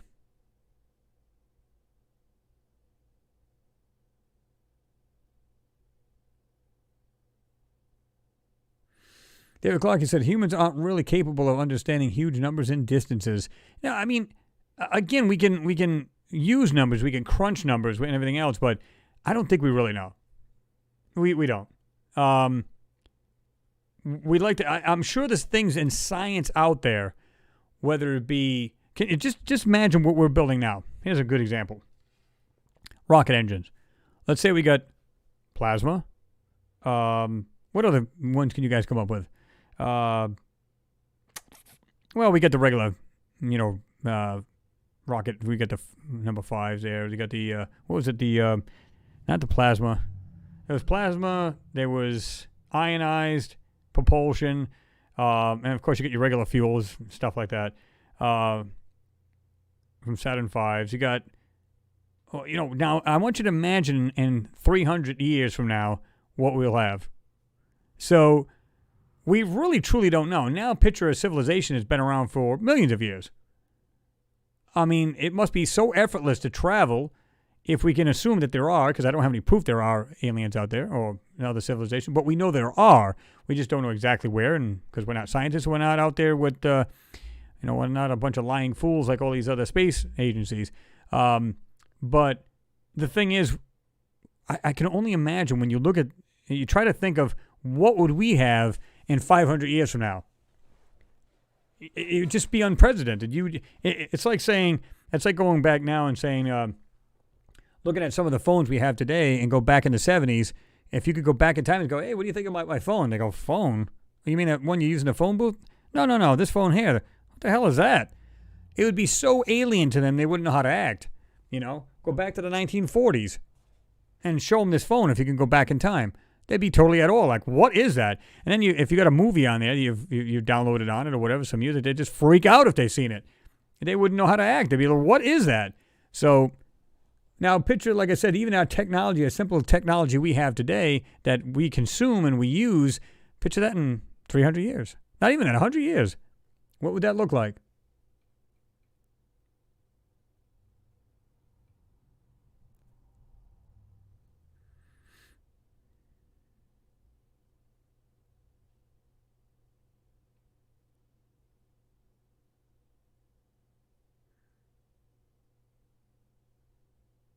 Okay, Martin, I see what you're saying. He said, no, Chris, I was on about the moon inhabitants laughing at our technology. Well, yeah, because they're saying, oh, look, they finally got it. How cute. So I was kind of saying the same thing, but like I said, any civilization would do that.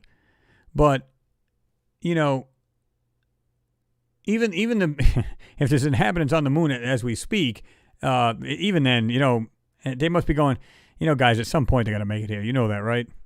And, of course, a lot of people say, well, we're actually, our higher ups, our black ops and stuff, these people that are basically run the planet, they talk with these people and everything else, and this is the reason why we can get there. And I have no reason to believe that or not believe it. I just don't know what to make of it unless I knew more about it. But to me, it's just like, again, if you were to show like an electric car like a Tesla today, go back in 1700s here on Earth, it'd be alien to you. You seen that thing drive out, kind of like Back to the Future movie, come out with a Tesla back in the 1700s or whatever else. People would go, what is that? It would be alien to you. It'd be absolutely insane. So, again, you have to picture them looking at ours, and they're probably going, oh, well, they're trying. They're working on it.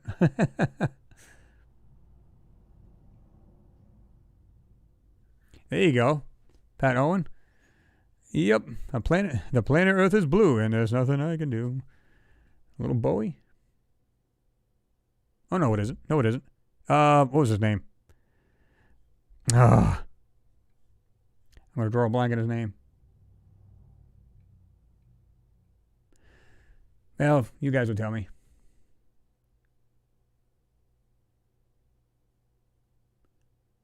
Or was it David Bowie? Dr. Z?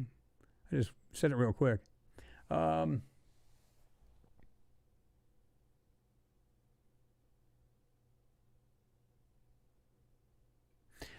Butch Corey's taking off.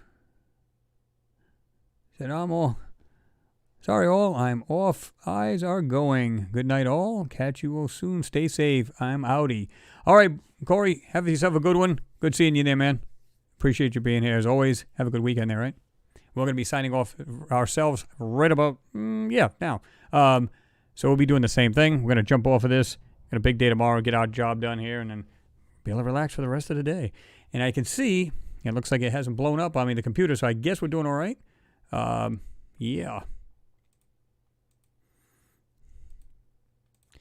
Oh yeah. Oh, been a long day anyway, but always awesome to hang out with you guys. As always, you guys know that. This is cool. Sometimes I get like, I'm hoping, like I said, I was working on the computer today, so I'm thinking, oh my God, this thing's going to go stupid on me. I'm never going to be able to get on.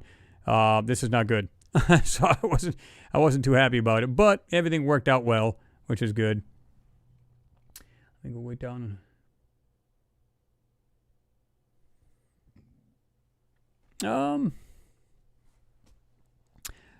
Michael Martin, he said, hey, Chris, have you heard of Bob Lazar, and what's your opinion? I think he's on the up and up. Now, I don't know, to be truthful, whether he's embellished at all, but yeah, he's the real deal. If you look at one of the videos, and I said this before, that if you look up on, go on YouTube and look up man makes car that runs on hydrogen, you can see a young Bob Lazar who's made his own hydrogen with solar panels and everything else. And I think this is in the 80s because he put 3 big canisters in a Corvette. I don't remember if it was like roughly a 70s or early 80s.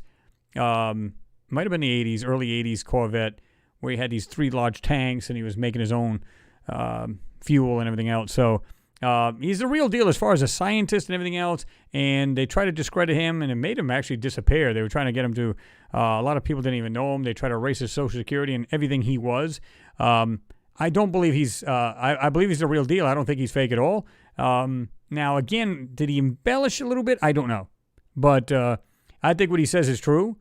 And he did work for the places he says he did. He's been, just go watch videos of him.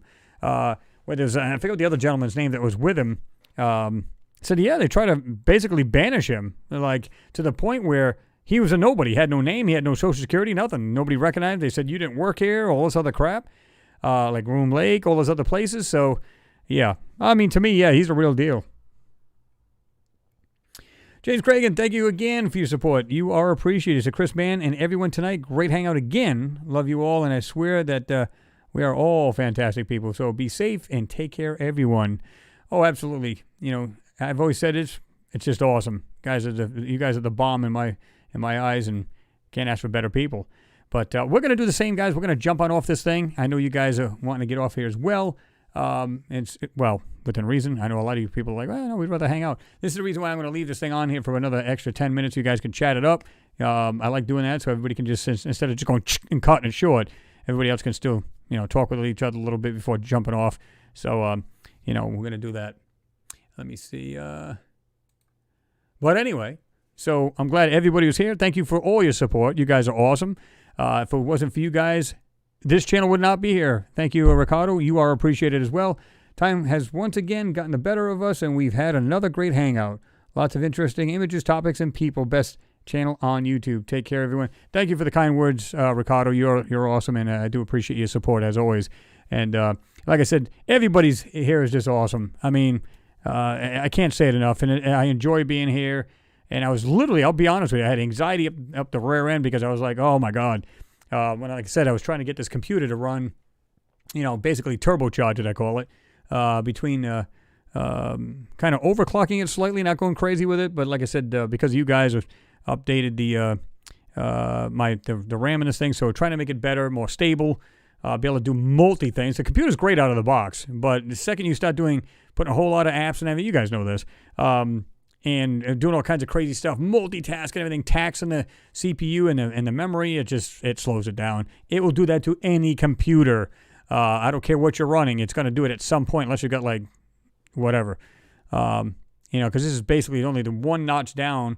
The i7-990 CPU chip is the latest one on the market, and I got the 97, so it's basically really good. So, I mean, you can't get much better than that. Well, you can, I guess, but not a whole lot.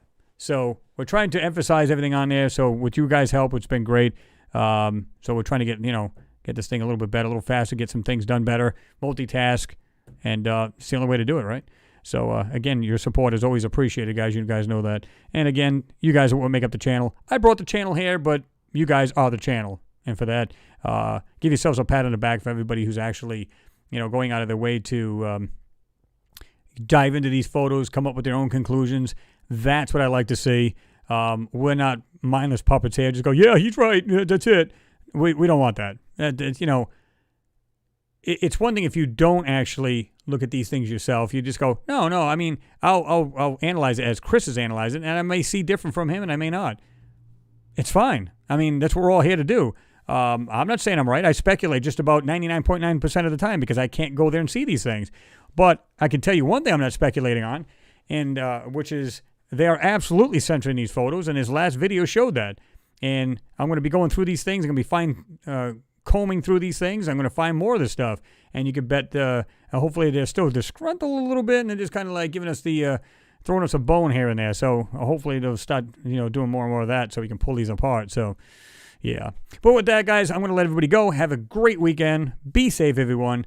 And like I said, just look out for the new videos. If you're not getting notifications, just keep checking back every day. You never know what you're going to find. And this way here, you can just jump on in and check them out. So again, guys, much love to everybody. You guys are awesome. Stay cool. Be cool. And stay safe of all things, too. But anyway, like I said, I'll leave this thing on until it'll be 8:45 my time. So I'll leave it on there for a little bit of time. You guys can get in there and do your thing and talk amongst yourselves. And like I said, great hangout as always. David Clark said, Chris, thanks for another great hangout. Thanks, David, for being here. You're awesome, too. And I can't say it enough. You guys are you guys are the bomb. Anyway, guys, have yourself a good one. We're going to jump off this, but we're going to leave this on for a little bit while longer, and you guys can rap a little bit. So, good night, everyone.